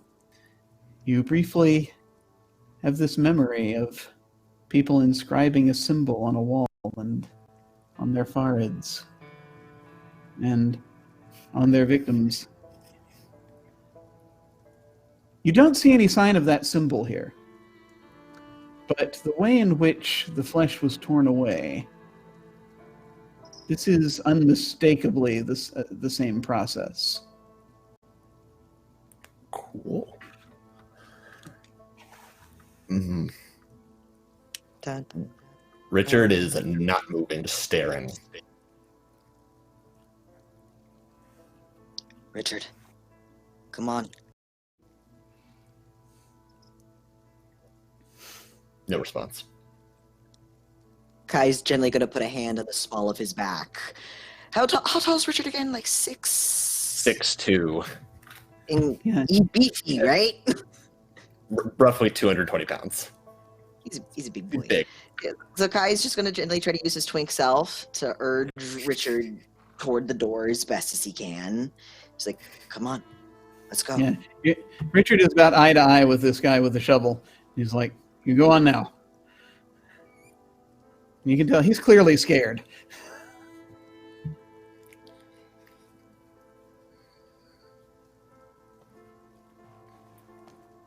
Feeling the nudge, Richard just push past him and immediately just start walking out of there. Yeah. And then the woman hasn't said a word in the tent. She's clearly also pretty scared and freaked out about everything. Mordecai is following very, very quickly. Okay.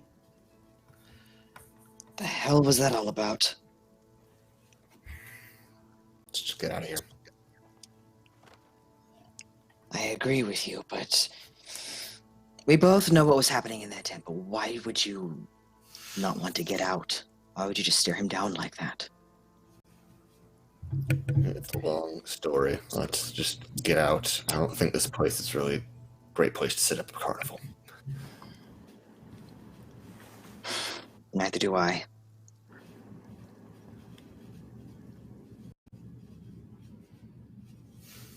Does the stage look like a performance stage or more like a gallows?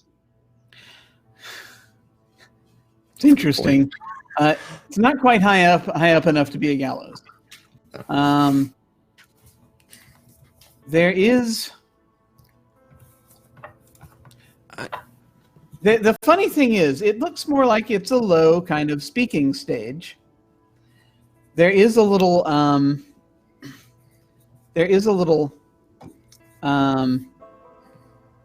Sort of rail that has been built around it, though. As part of the structure, that is a little reminiscent of a gallows. It's not. It would not be usable for this. This would not be a very good stage to use as a gallows. It's way too close to the ground. But there is kind of a little bit of a gallowsy feel from it, from the aesthetic, really more than the function. Okay. What are we going to tell Maxine? I don't know. Figure something out.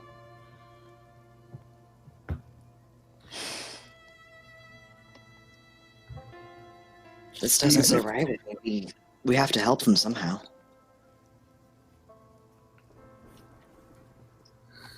I think those people are beyond helping. You really think people could be beyond help? He gives you a dead stare. Yes. And then he starts walking back towards town. Kai is going to turn around, snap one quick photo of the stage, and then follow. Okay, that is done. And you are heading back to town. Is there a particular part of town you are going to head toward, or what's your... Just trying to find the rest, really. Okay. So let's go back to the rest and see where they are. So we're back in town with Willa and Lord Felden and Piper. Getting day drunk on licorice.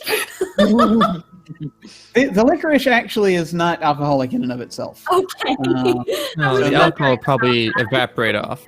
Yeah. Yeah. Fair, yeah, you have to boil it. Yeah. So it's not. So it's got the sort of the tang without actually having the alcohol content. So it's not. Not Got a anything you're in danger. Yeah. Not that kind of candy. Gotcha. Perhaps that kind of candy is available, but this was not it. But you you're heading kind of in the you're sort of in that area between kind of the entertainment district and the main town area. And you've been looking around and you find a, let's see, sure.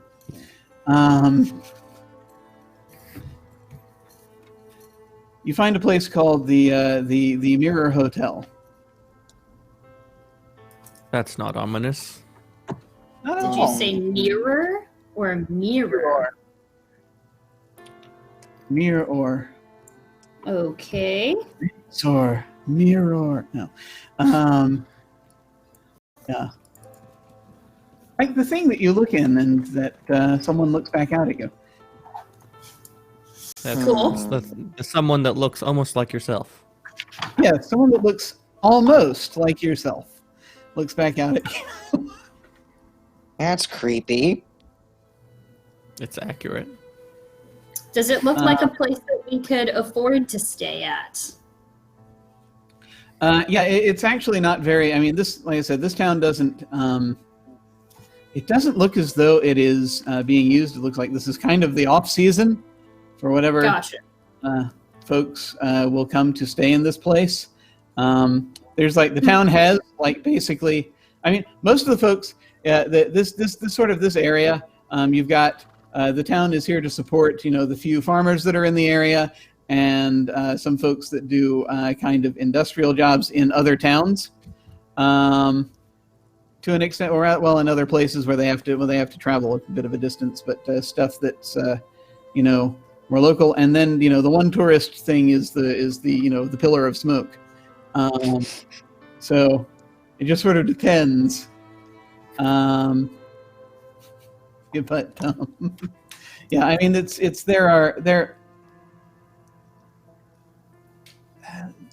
like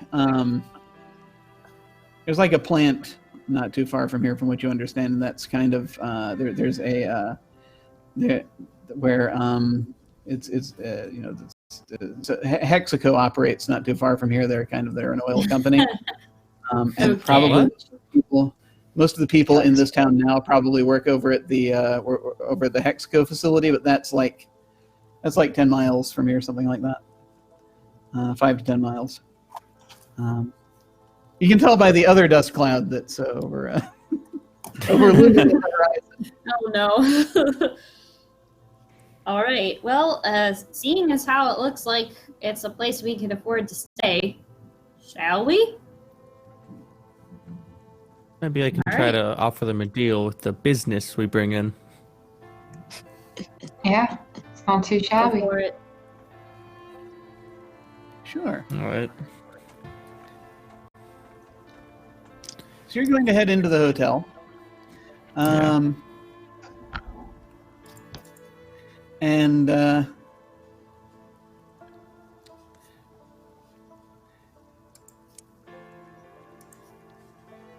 you will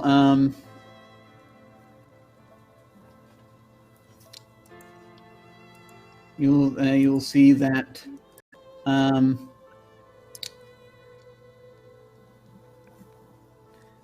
yeah, this would work.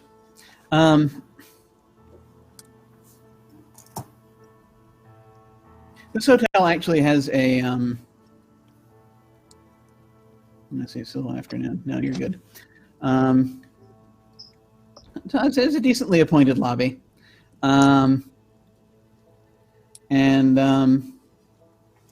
you have a there's a woman standing behind a front desk, sort of looks up as you come in, and smiles. How can I help you? As she says that, Felden will take a long breath on his smoke.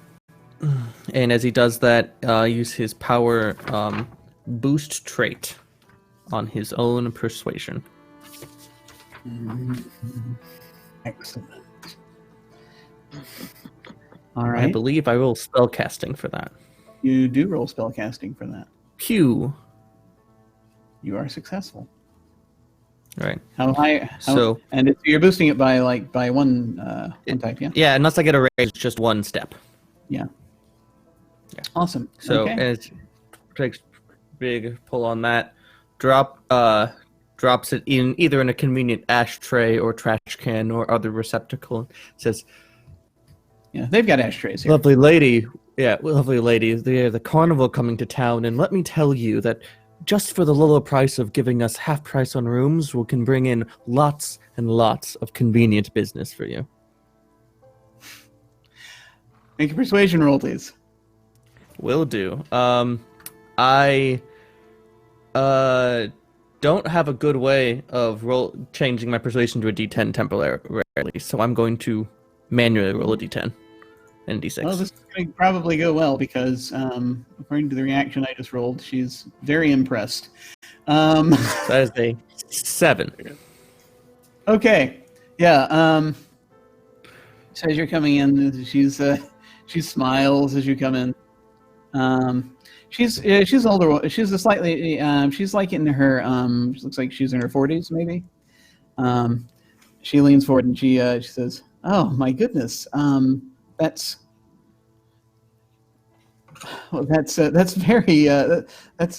very interesting. A carnival, you say?" Yes, Max Salem's Carnival. It's been much too long since we last visited Mission Flats. Oh my goodness! Yes, I think they came through when I was a girl. That's so good. They're still operating. I didn't realize. Yes. Still have that. Do you still have that guy that gentleman that can control the weather, or seemingly? Why, of course, we have many wonders to please the senses. Yeah, you have no idea what she's talking about. Oh yeah. I'm just gonna take a moment and go, yeah, of course we do. We're a carnival of wonders and magic. Really interesting. That's very interesting. Now, me and my little team of riding out to place a proper stake and get the proper permits, all that stuff, and we need a place to stay for just one night. And if you could put us up for, at cost, I'm sure we could tell everyone to divert your way when appropriate. My goodness. Well, I think it's I just have to chat a little bit with the owner, but I think that could easily be arranged. Excellent, thank you. Take his cane up and just tap the hat a little bit. Shall we get you checked in? Of course. He turns back to Willa and Piper, who are there. And it's like, 3 of us plus 2 more. So 5 rooms? Oh, we think 3? Yeah, 3 seems fine. And so 3 rooms, very good. And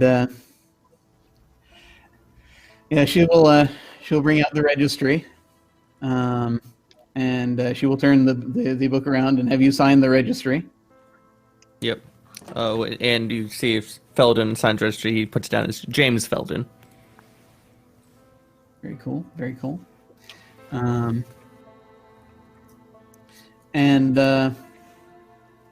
She will. She will say, "We have breakfasts in the morning, and our kitchen is open usually until about usually 3:00 for folks who want anything." Excellent. And pretty early riser, so that should be great. Nods. Looking around, it looks as though. Well, we'll come to that actually. You don't see anyone else in the lobby, but she hands you these 3 keys to these 3 rooms. Thank you so much. And your name was? Oh, I'm Axton, Miss Axton, Barbara Axton. Oh, Barbara, if you come by the carnival, make sure to check out Lord Felden's magic show, and I'll make sure you get one seat for free. Oh, I most certainly will. Such a pleasure. Such a pleasure.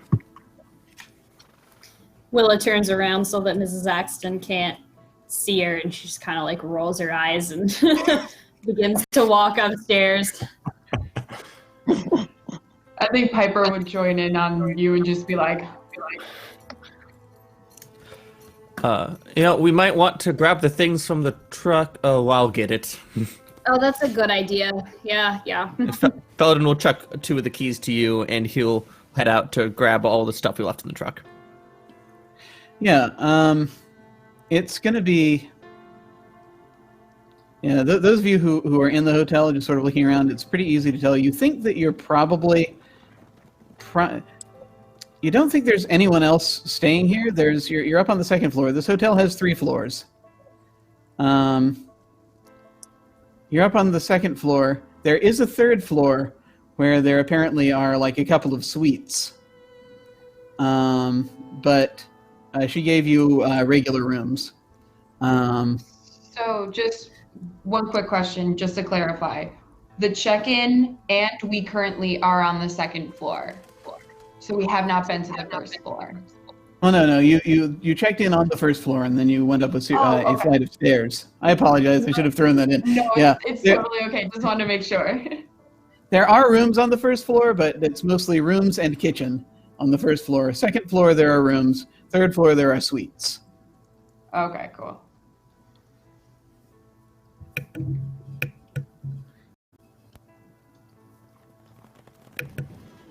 We certainly don't need suites for our line of work. No. Just So licorice. are the rooms that Willa and I have the keys to, are they next to each other? Yeah, she gave you 3 rooms next to each other. Oh, cool. It looks like there's no one else staying on this floor as far as you can tell. Yeah. But that's the thing, is it like dirty? Is it like nobody's staying here, so it's like dirty and kind of dusty? Or is it like creepy, no one's staying here? Or is it just like the time of year? I vote It's- creepy. So Yeah, like I'm trying to like suss it out. Yeah, as are we're we going walking for like down the hallway. Overlook Hotel or Bates Motel? Exactly. Yeah, Vibe Okay. check hotel. Overlook. so as you're Are looking there any around, twins hiding behind corners somewhere? no, this is there are no twins or people with the town's typewriter is currently still in the town hall, but being worked on, and there's no yet speculation about all work and no play, but as you're looking around, you do see that first off, yeah, it could be time of year, but it is pretty clean. It looks like it is well kept. Okay, so it seems like it's empty because of business stuff, and it's a little creepy because it's empty, but it's not creepy that it's empty. Yes, that's right. It is reasonable enough that it's empty, probably. I will, however, say, Felden, I assume you're going and fetching the truck because you now have a parking space. Oh, yeah, sure. Might as well. As That was the real prize all along. So yeah, I was going to say that as Kai and Richard, as you are heading back into town, you are going to see the truck that you came in on, turning in to the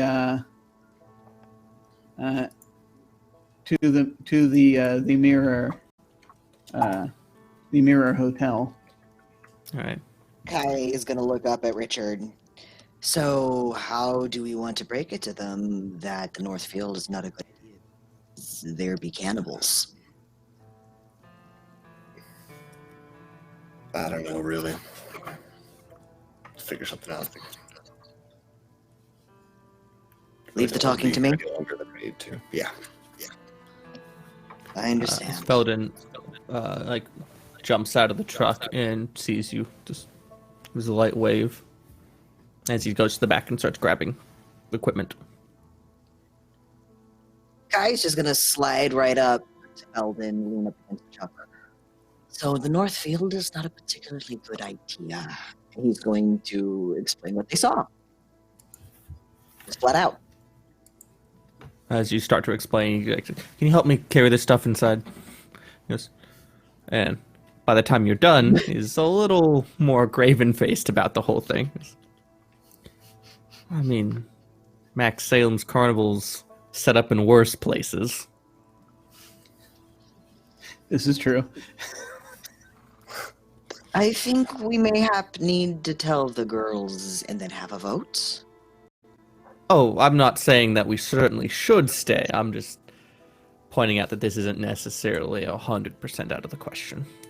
And also that Philpott's fellow seemed very amenable to our actions and our presence, so mayhaps he might be able to arrange a new location if we raise a bit of a stink.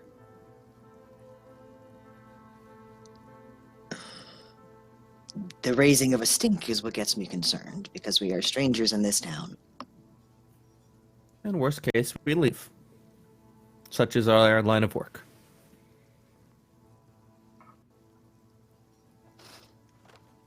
All right, I'll leave it up to you then. I can't be the only person running away from more than just a town these days. Looks at Richard. Looks at Kai. We're all used to running, aren't we? It does become a lifestyle one gets used to. Now, can you pick up the banners? I got the flyers. Kai struggles. Richard just goes over and Oh, picks them up. my strength is a D4 too. Like, Felden's shit at this. Cool, I got the D6. I'll carry this Yeah. stuff. Ah! Strong man. Also, Yeah, my Kai carry just capacity smiles. is doubled or something because I have Brawny. So the reason Felden grabbed the flyers. So, as you are doing this, just so you're aware, it depends on if you wish to note this or not. All from the hotel parking lot, you can see both the church and the bar across the street from it,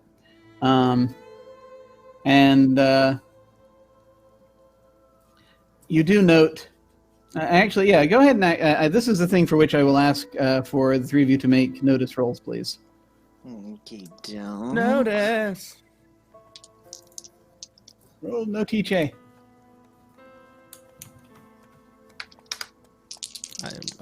I'm considering spending bennies because we have many of them. Why not? Whoa, that's a 9. Okay. Well, that didn't help. Yeah, if you get a critical failure, that means you cannot spend a penny on it, just so you're aware. That was after the Benny. Yeah, well, yeah, that means you have to stop at that point. Basically, you cannot continue spending pennies on a roll that you've gotten snake eyes on. Unfortunately, Stop. Do not pass go. Do not collect $200. Exactly. So you are completely oblivious and busy moving things while this is going on. The flyer Richard is kind of unsteady. He's spending a lot of effort keeping it upright. Yeah, Richard and Kai are going to both notice this this part, and that is that just someone comes out of the comes out of the church and is locking it up. Looks like a sort of a younger man, and it's at roughly the same time that across the street, someone in a very nice suit, but a very flamboyantly nice suit, just kind of like a, just kind of more something someone would wear in the summer, really, sort of brightly colored, and a vest, steps out of the bar from across the street, and just sort of there's a little table, a couple of tables out in front of the bar, and it sort of is just going to sit there and very pointedly watch the person coming out of the out of the church. And in so doing, is going to raise a glass, which is kind of also a little flagrant outside, to the person across the street. Kai is going to notice more specifically that there is like some kind of a reaction where it's like these two people seem to know each other in some fashion, and the young lad is looking kind of nervous at the gentleman that has come out of the bar, and he's just sort of smiling and very obviously like, "Hi, I'm drinking in your direction. Are you sure you don't want to come and have a drink?" is basically what this gesture is saying. And the lad is like, the boy is like, just sort of looking down and walking slowly away. The guy shrugs, downs whatever might be in his glass. Sits in, just sort of leans back and smiles and is just sort of looking around, kind of chuckling to himself. Kai is going to grab a small stack of flyers, and first he's going to head toward the church boy that's walking away. Okay. And just, excuse me, I'm sorry to bother you, but I'm with the Carnival. We're setting up tomorrow night, and I thought you might want to have a flyer, maybe put it up in your church. Well, I'll have to. I'll have to ask the Reverend. He's coming back. He's coming back tomorrow morning. And I can. But yeah, I'll certainly ask him if you want to. Yeah, give one to me. That would be excellent. He hands over like 4 or 5. My name's Mordecai. I'm with the Carnival. What? I didn't catch your name. The GM just minimized the window where it was. Hold on a moment. He will sort of be looking up, and where is it? Here, it's this one. It's this one, Jim. Oh, Jarrett. Jared. Yes. It's good to meet you, Jared. I'll keep an eye out for you. He's certainly going to reach out and touch the kids up a little bit.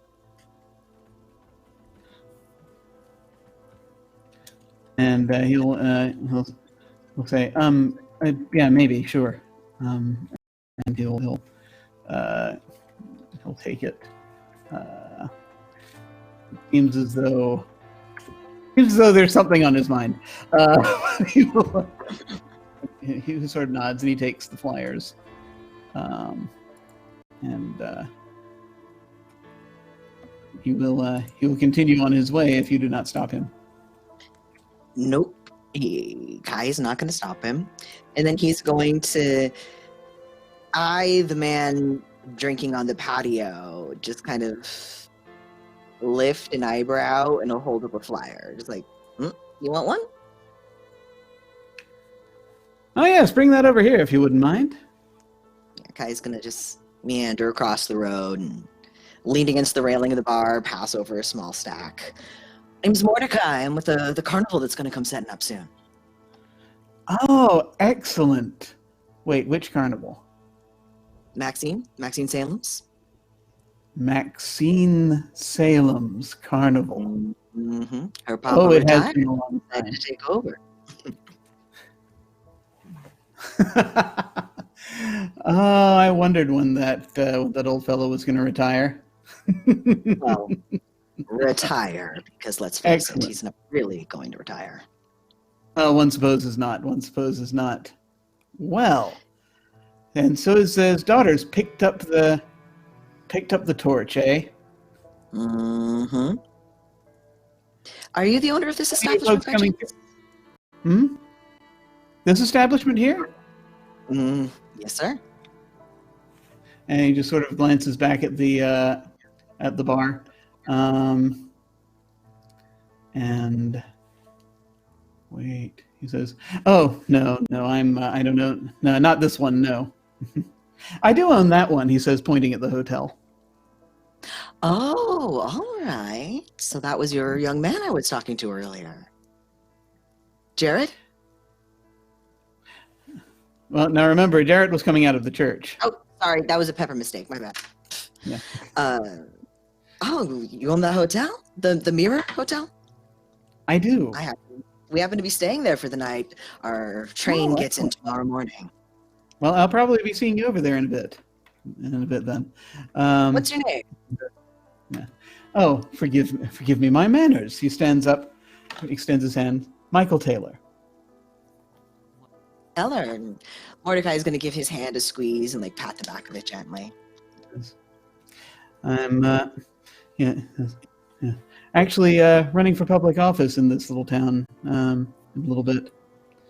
So we still got a few months off, of course, till the actual election, but it's never too early to start. Yeah. I take it you're going up against, what was his name? Philmont? Yes, it is. It is rather a mouthful, isn't it? Nathan C. Philpotts Jr. Have to always include the junior in with that. I grew up with people quite like that, so I understand completely. No, he's nowhere. He's not anywhere near like what his father was. Let's just say his father was a lot. I'd say easier to get along with sometimes. It's he's got rather. This young one's rather stuck in his ways. Oh, well, I'll definitely be sure to keep that in mind. Thank you very much for your time. I'll be looking forward to seeing you. Thank you. And Kai's going to head back. Going to leave him a flyer that he's going to head back to the group. So, and then he's going to relay the information about the hotel owner to the group. I will ask Kai briefly on your way back to the hotel. As an afterthought, I would like you to make a notice roll, please. This is kind of retroactive in a way, but it's the sort of thing that you're not going to notice until you're walking away and already at the hotel. For reasons. 5? 5.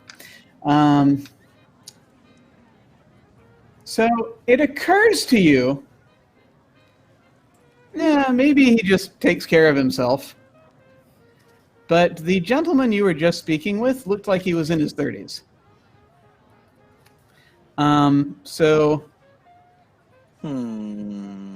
It is a little unusual for him to be that familiar with both Max's father and with Philpott Sr. with Philpott Sr. Yeah, so that's a little weird, but it's possible. But it's it's a little off.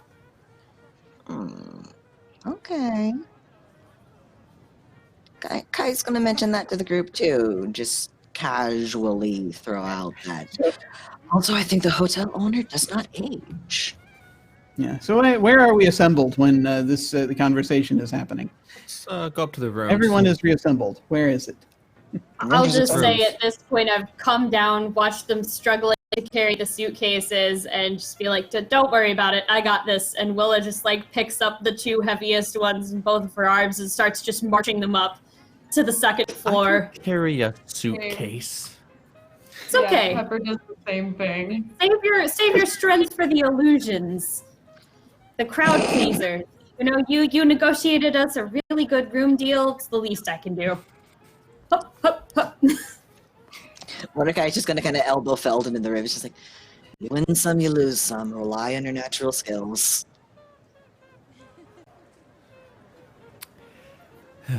Want to smoke? Sure. Holds one out, then flicks the lighter. And of course, being 1930s, this is as we're going up to the room. Oh yeah, absolutely. It'd be unusual. Forgetting that people were smoking inside back then. I'm like, aren't we gonna get kicked out of the hotel? I'm like, Right. yeah, no. The place already smells like it. That's just how it works. Yeah. They're gonna look at you What do weird you if you. mean? It actually does. The place does have a little bit of have a little bit of an odor of probably smoking, but it's that's most places do. I'm sure Yeah. it's just smoking. They're not using that to cover up anything illicit or cannibal-y. I promise. Totally. Yeah, Kai's gonna light up his smoke and just head up to the rooms. All right. So you're in the rooms, and it is being communicated now to everyone. Just to be clear, because I realize you were just saying I tell them everything, but part of what the everything is that there was a half-eaten corpse found in the in the northern. No, I haven't told the girls about the Said that yet? corpse. Okay. No, I All right. haven't Just told the checking. girls about the corpse. I'll tell the crew about the owner of the hotel we're staying in. Oh, okay. All right. Okay. All right. Just checking. Yeah. Who is And Taylor, also, right? Yeah, Taylor. I'm dropping the fact Okay. that he doesn't age too, because that seems like something important. And I'm gonna let the other two decide when to tell the girls, because Kai doesn't feel up to it. That is a little odd, but not unheard of. People in small towns can have long memories. Maybe he just remembers people telling stories about it. Or maybe he's immortal and doesn't age. Who knows? Doesn't really matter. I'll just doesn't it seem- notice that. Oh, go ahead. No, you go ahead. I just mutter my sentence. Oh, I was just noticing that Richard is being a little bit quiet. Willa will lean over and offer him one of her cigarettes as well. Thanks. And he'll take it. Light it. Mm-hmm. So, we learned a few things about the North Field. Mm-hmm. Kai, do you have pictures? Or do we have to develop that stuff? I don't know how this works this time period. I was just about to ask the marshal if Kai has run out of film, and because he's got like a little bag that you can actually develop film in on the go, because he doesn't have a place for like an actual development like darkroom, so he has a little bag that he just prints around. There is, from what you understand, there is actually a full photo lab here in the town. Some of you have heard this. That there is that is something. There is an inventor who lives here. Cool. By the name of, Jim looks at his list that is not at all organized to find the name that he put up for the inventor. Yeah, there he is, Milton Oakes. So that is also a place to work on said things if you so desire. But that is the thing just that is along the way from. Is that just along the way from the haunted hospital? It is a little further down, past the past where the haunted hospital is. It is kind of on the edge of town.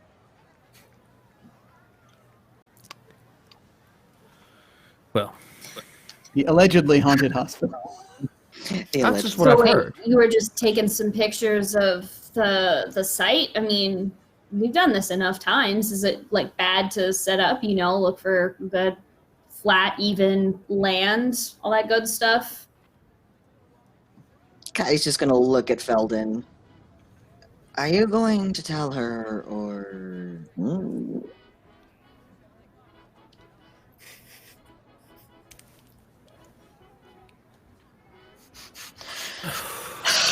Okay, what's Kai's just going gonna on? heave and roll his eyes. Unfortunately, there is a Hooverville on the site, a bit smaller than the one we saw coming in, but this one has cannibals. What? Cannibal. There was You're a tent. kidding, right? No. Good Willa. one. Well, Kai told me there was a half-eaten body. How many cannibals that half-eaten body belongs to is a whole nother question. Wait. Richard and I let me counted get at this least right. You saw a half-eaten body in the middle of a desert that's, jackals, coyotes, and God knows what else, and you immediately assumed cannibals. We were in a tent in the tent city, and we saw a dead body in a tent with 2 other people in it that clearly had been chewed on. By, animals, surely, right? No, Willa, I unfortunately know what this looks like. One day you have to tell me that story. No. Yeah. I'm What not is the- sure I want to know, but I'm curious at the same. You know what? Not right now. Not right now. Okay. Well, they should be probably clearing out because the town authorities will come and ask them to make way. I will just make sure that I'm just like thinking, sort of muttering to myself of like, okay, we're going to make sure that like tents are more secure just in case there's wild animals going around, all this stuff. Like she just is basically like planning, okay, this is a natural phenomenon. She still kind of thinks that Kai is bullshitting her about cannibals because I mean, really, I don't What's think unnatural? we should set up the carnival here. I have a I'm bad with Nothing Richard. supernatural about. wait, really? You don't think we should set the carnival up here? Yeah, I have a bad feeling about all of this. Something off. Huh. That's why I Okay. trust him. I trust Richard. I trust his opinion. I do too. But do you think it was cannibals? Yes. Yeah. I hope I got pictures. I'm not sure. I won't know until I get them developed. Okay. I don't really want to have to mean- go back and ask the mayor to redo our spot, but it's true. People are probably not going to want to buy tickets to this thing if. Okay. Mhm. Well, I was hoping to leave it to one of you smooth talk. I don't really want to tell Maxine that we got scared away by a little spooky gnawing. Look, Well, of course Right. not. Cannibalism? We are not going anywhere, okay? We don't have to set it up at the North Field, but remember the mayor mentioned that we could set it up near that Howling Rock pillar of smoke thing, right? Like that was a different location. We can just set it up there instead. I mean, there's wild open country out all around us. We will just stay as far away from the cannibals as we need to and just get the people to come to a different area. But we're not leaving this town. We've already cleared it with the mayor. We've signed the papers. We're setting everything up. Frankly, we can't really afford to let this stop go by without at least trying to recoup some of our losses in terms of ticket sales. So, I understand I completely. have a really bad feeling. thank the You're Lord we didn't both- pay for rooms. You both are right. Look, Kai looks to Richard and Willa. We have to find a compromise, and a good compromise is something that pleases nobody. So we need to stay here in the town, but we need to find another place to set up the carnival. That's my vote. Yeah, sure. was there like a nearby town that it would even be possible to be like, hey, meet us? Oh, there was a place that you mentioned. There was Springfield, wasn't it? That is on the other end of the county. Oh, just kidding. so I that's thought not- that was the next town over, not like opposite No, that's ends. so I apologize. Let me be more specific. Springfield is the only town that the rail line, the Desert Wind rail line goes through directly. Oh, so Um, we are kind there of is limited a by there is a rail stop near this town, about a quarter of a mile away. You passed it on the way in.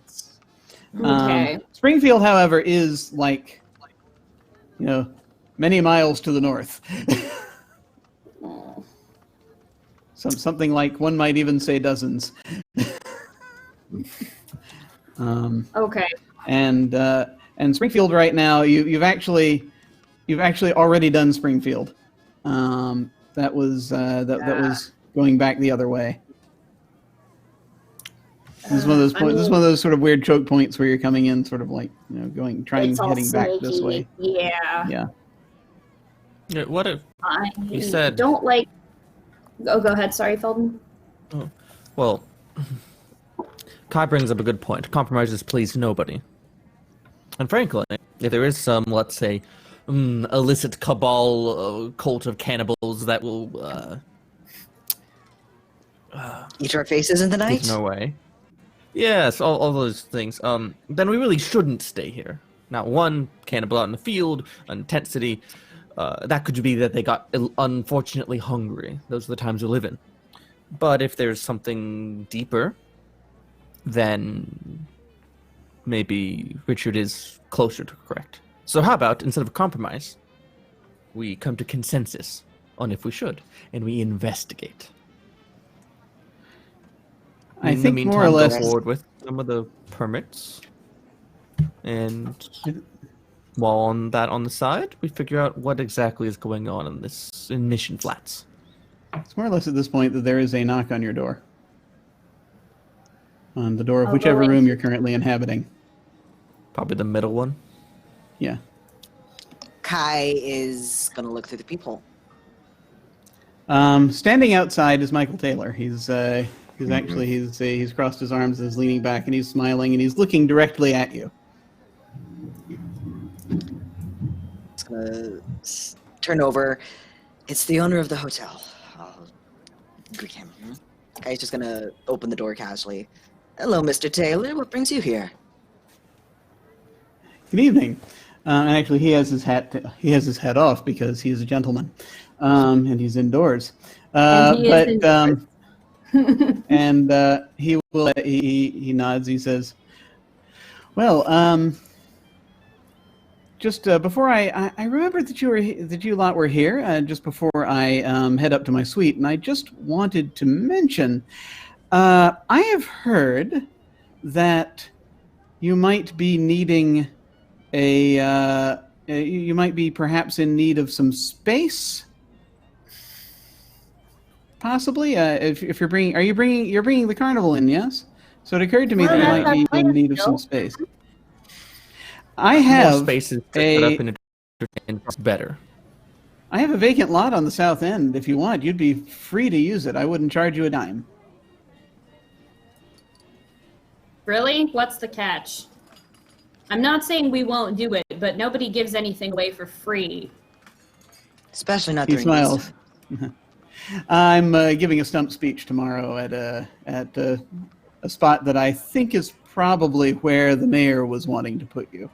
But I think, really, to be honest, that in that lot, the light's a lot better. But for your sort of operation. No, I've got I had a little stage built out there in the sort of area in that on the north side, and kind of got a little bit of campaigning I was going to be doing on the morrow, and thought perhaps solve the problem easily. Just I'm not doing anything with that land to the south. If you'd be more than welcome to use it. Felden springs to his feet, pushing up with the cane, says, "Why, we would absolutely love to take advantage of your gratitude, now wouldn't we?" Looks back at the whole group. Just as long as you understand that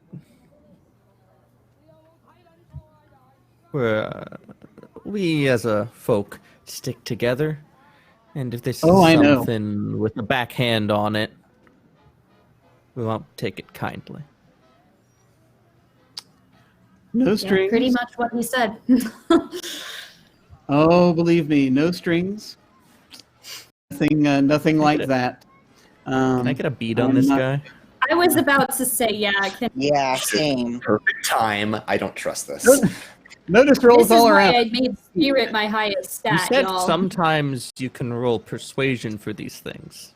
That was mentioned earlier. I don't think we've gotten enough into the conversation that it's necessarily. I mean, you are in the process of making a deal. Yeah. It's up to you. If you say it's notice, I'll roll notice. But I'm I'd better say- at persuasion. Those of you who were directly just now making this deal, to which to my mind is basically Willa and Felden, could roll persuasion on this. And then the information you'll get will be a little bit different. Everyone else, if they wish, may roll notice. Oh, yes. Look at those exploding dice. 11. That's a 5 for notice.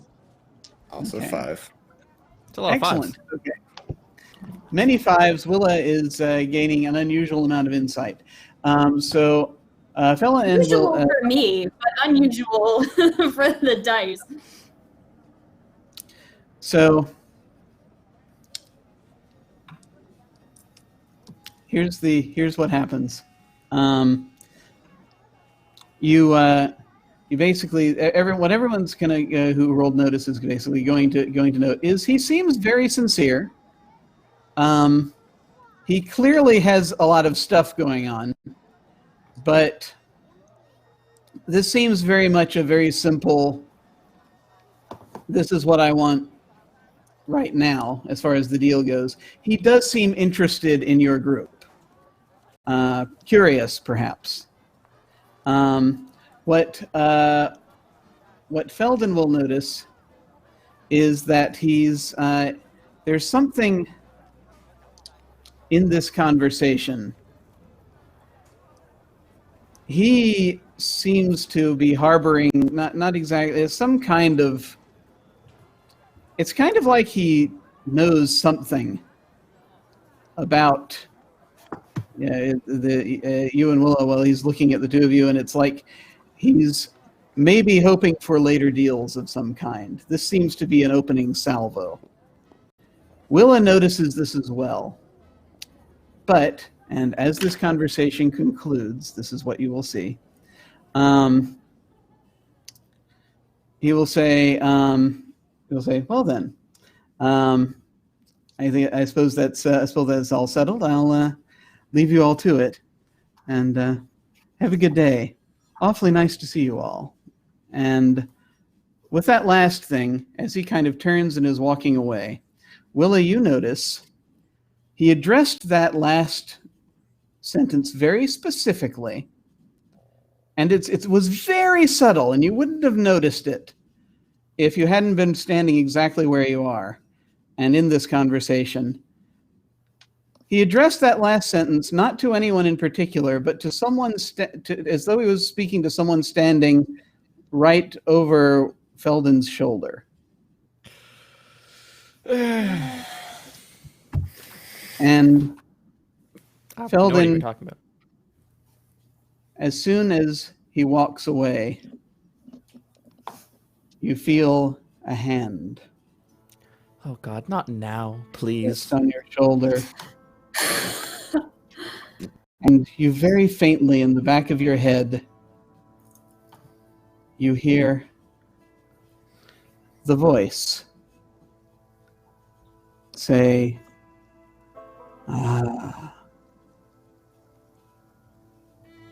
then this is where he landed.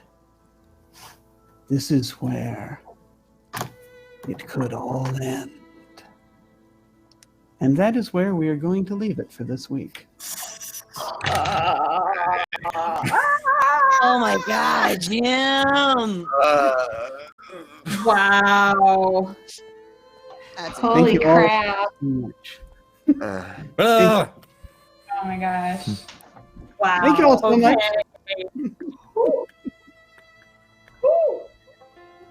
Awesome. Taylor at all. Never will. Everyone doing all right? Oh yeah. great. Had a good time. I have so many questions. All the questions. I don't want to wait 7 days for answers, but wait, I must. Right? I must. Wow, nice. Well then, Alright, we're going to Saturday go at dawn, around. we break down Jim's door and pump him for answers. Break down my door. Hey, Interrupt where'd me you as start I'm with the coffee?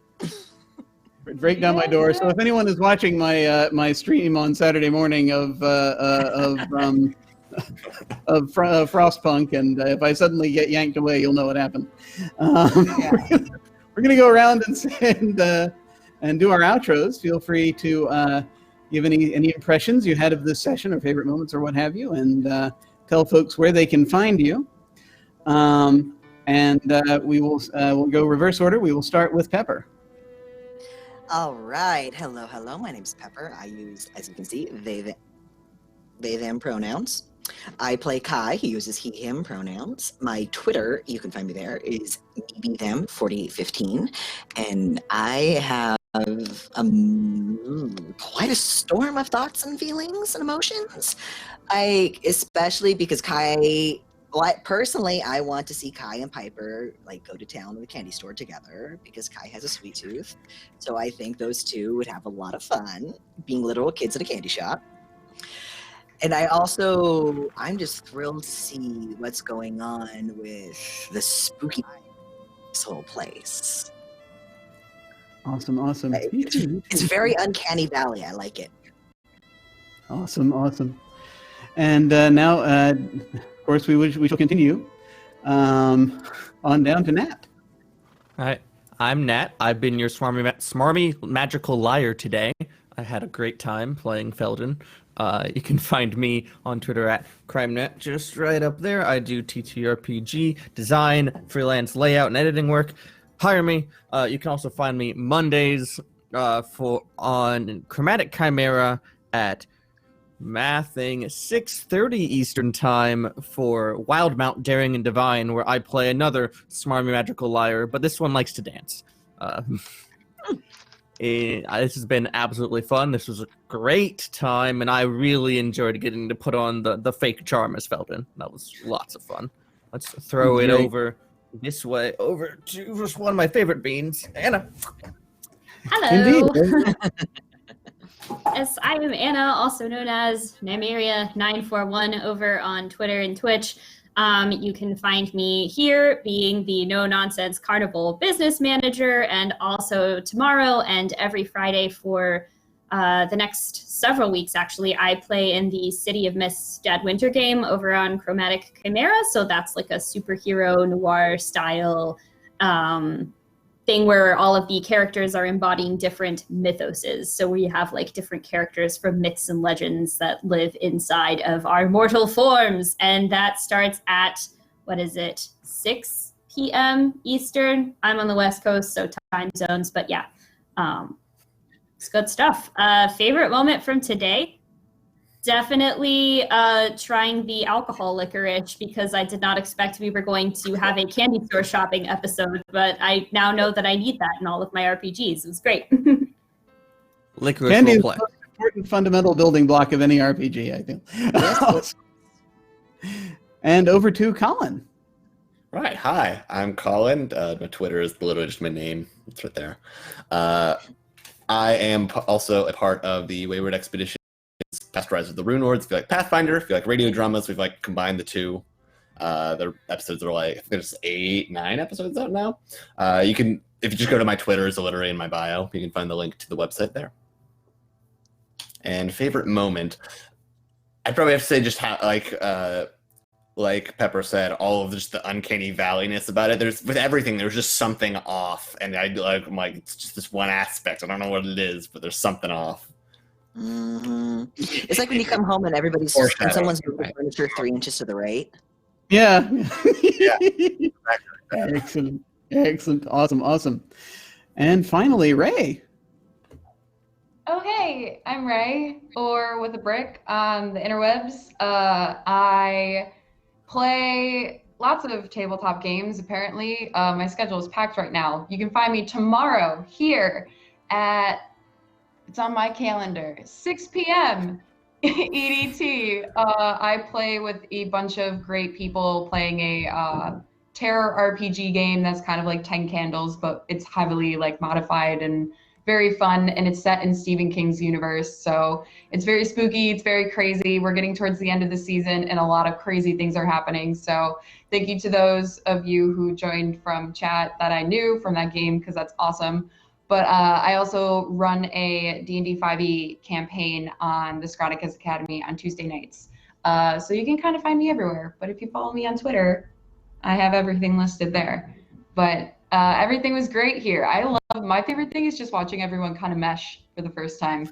Characters slowly starting to form and create relationships with each other, and kind of grouping and going off and doing little things. I like those little interactions between everybody and watching that the seeds kind of get planted. First episodes are always my favorite. So I'm really excited to see what happens in this really creepy little town that we're in. It's very fun. Me too. I am looking forward to it. I love these characters. I definitely want to see kind of how they handle what is going on as they get deeper into the mystery of this town. And so thanks very much for this opportunity. Well, once again, as for me, I'm Jim Ryan. I am OtherDoc, OTHERDOC, on both Twitch and Twitter. My website is jimyesthatjim.com, where I have links to my various projects and game signups. Over on my channel, I run Invisible Sun on the weekends, along with one-shots of different games, all manner of different indie games. And we have a game of Dark Matter that we do, run by guest GM Melissa. We have I have tonight in about an hour. I'm going to be over on my channel playing The Sprawl, which is a Powered by the Apocalypse cyberpunk game run by guest MC Brian. Very much looking forward to that. So you can always check out my Twitter, find out all the stuff, what I'm doing, all those manner of things, or go to twitch.tv/otherdoc if you so desire. Want to once again thank you, give much thanks and a shout out to our YouTube viewers. For you, those of you watching in the future, I hope all is well.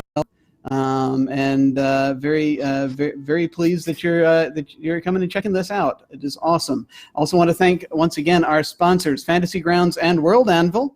And I believe we will be leading out to a little glimpse of, I believe it is a thing called Masks, Heroes Next Door. So feel free to check that out.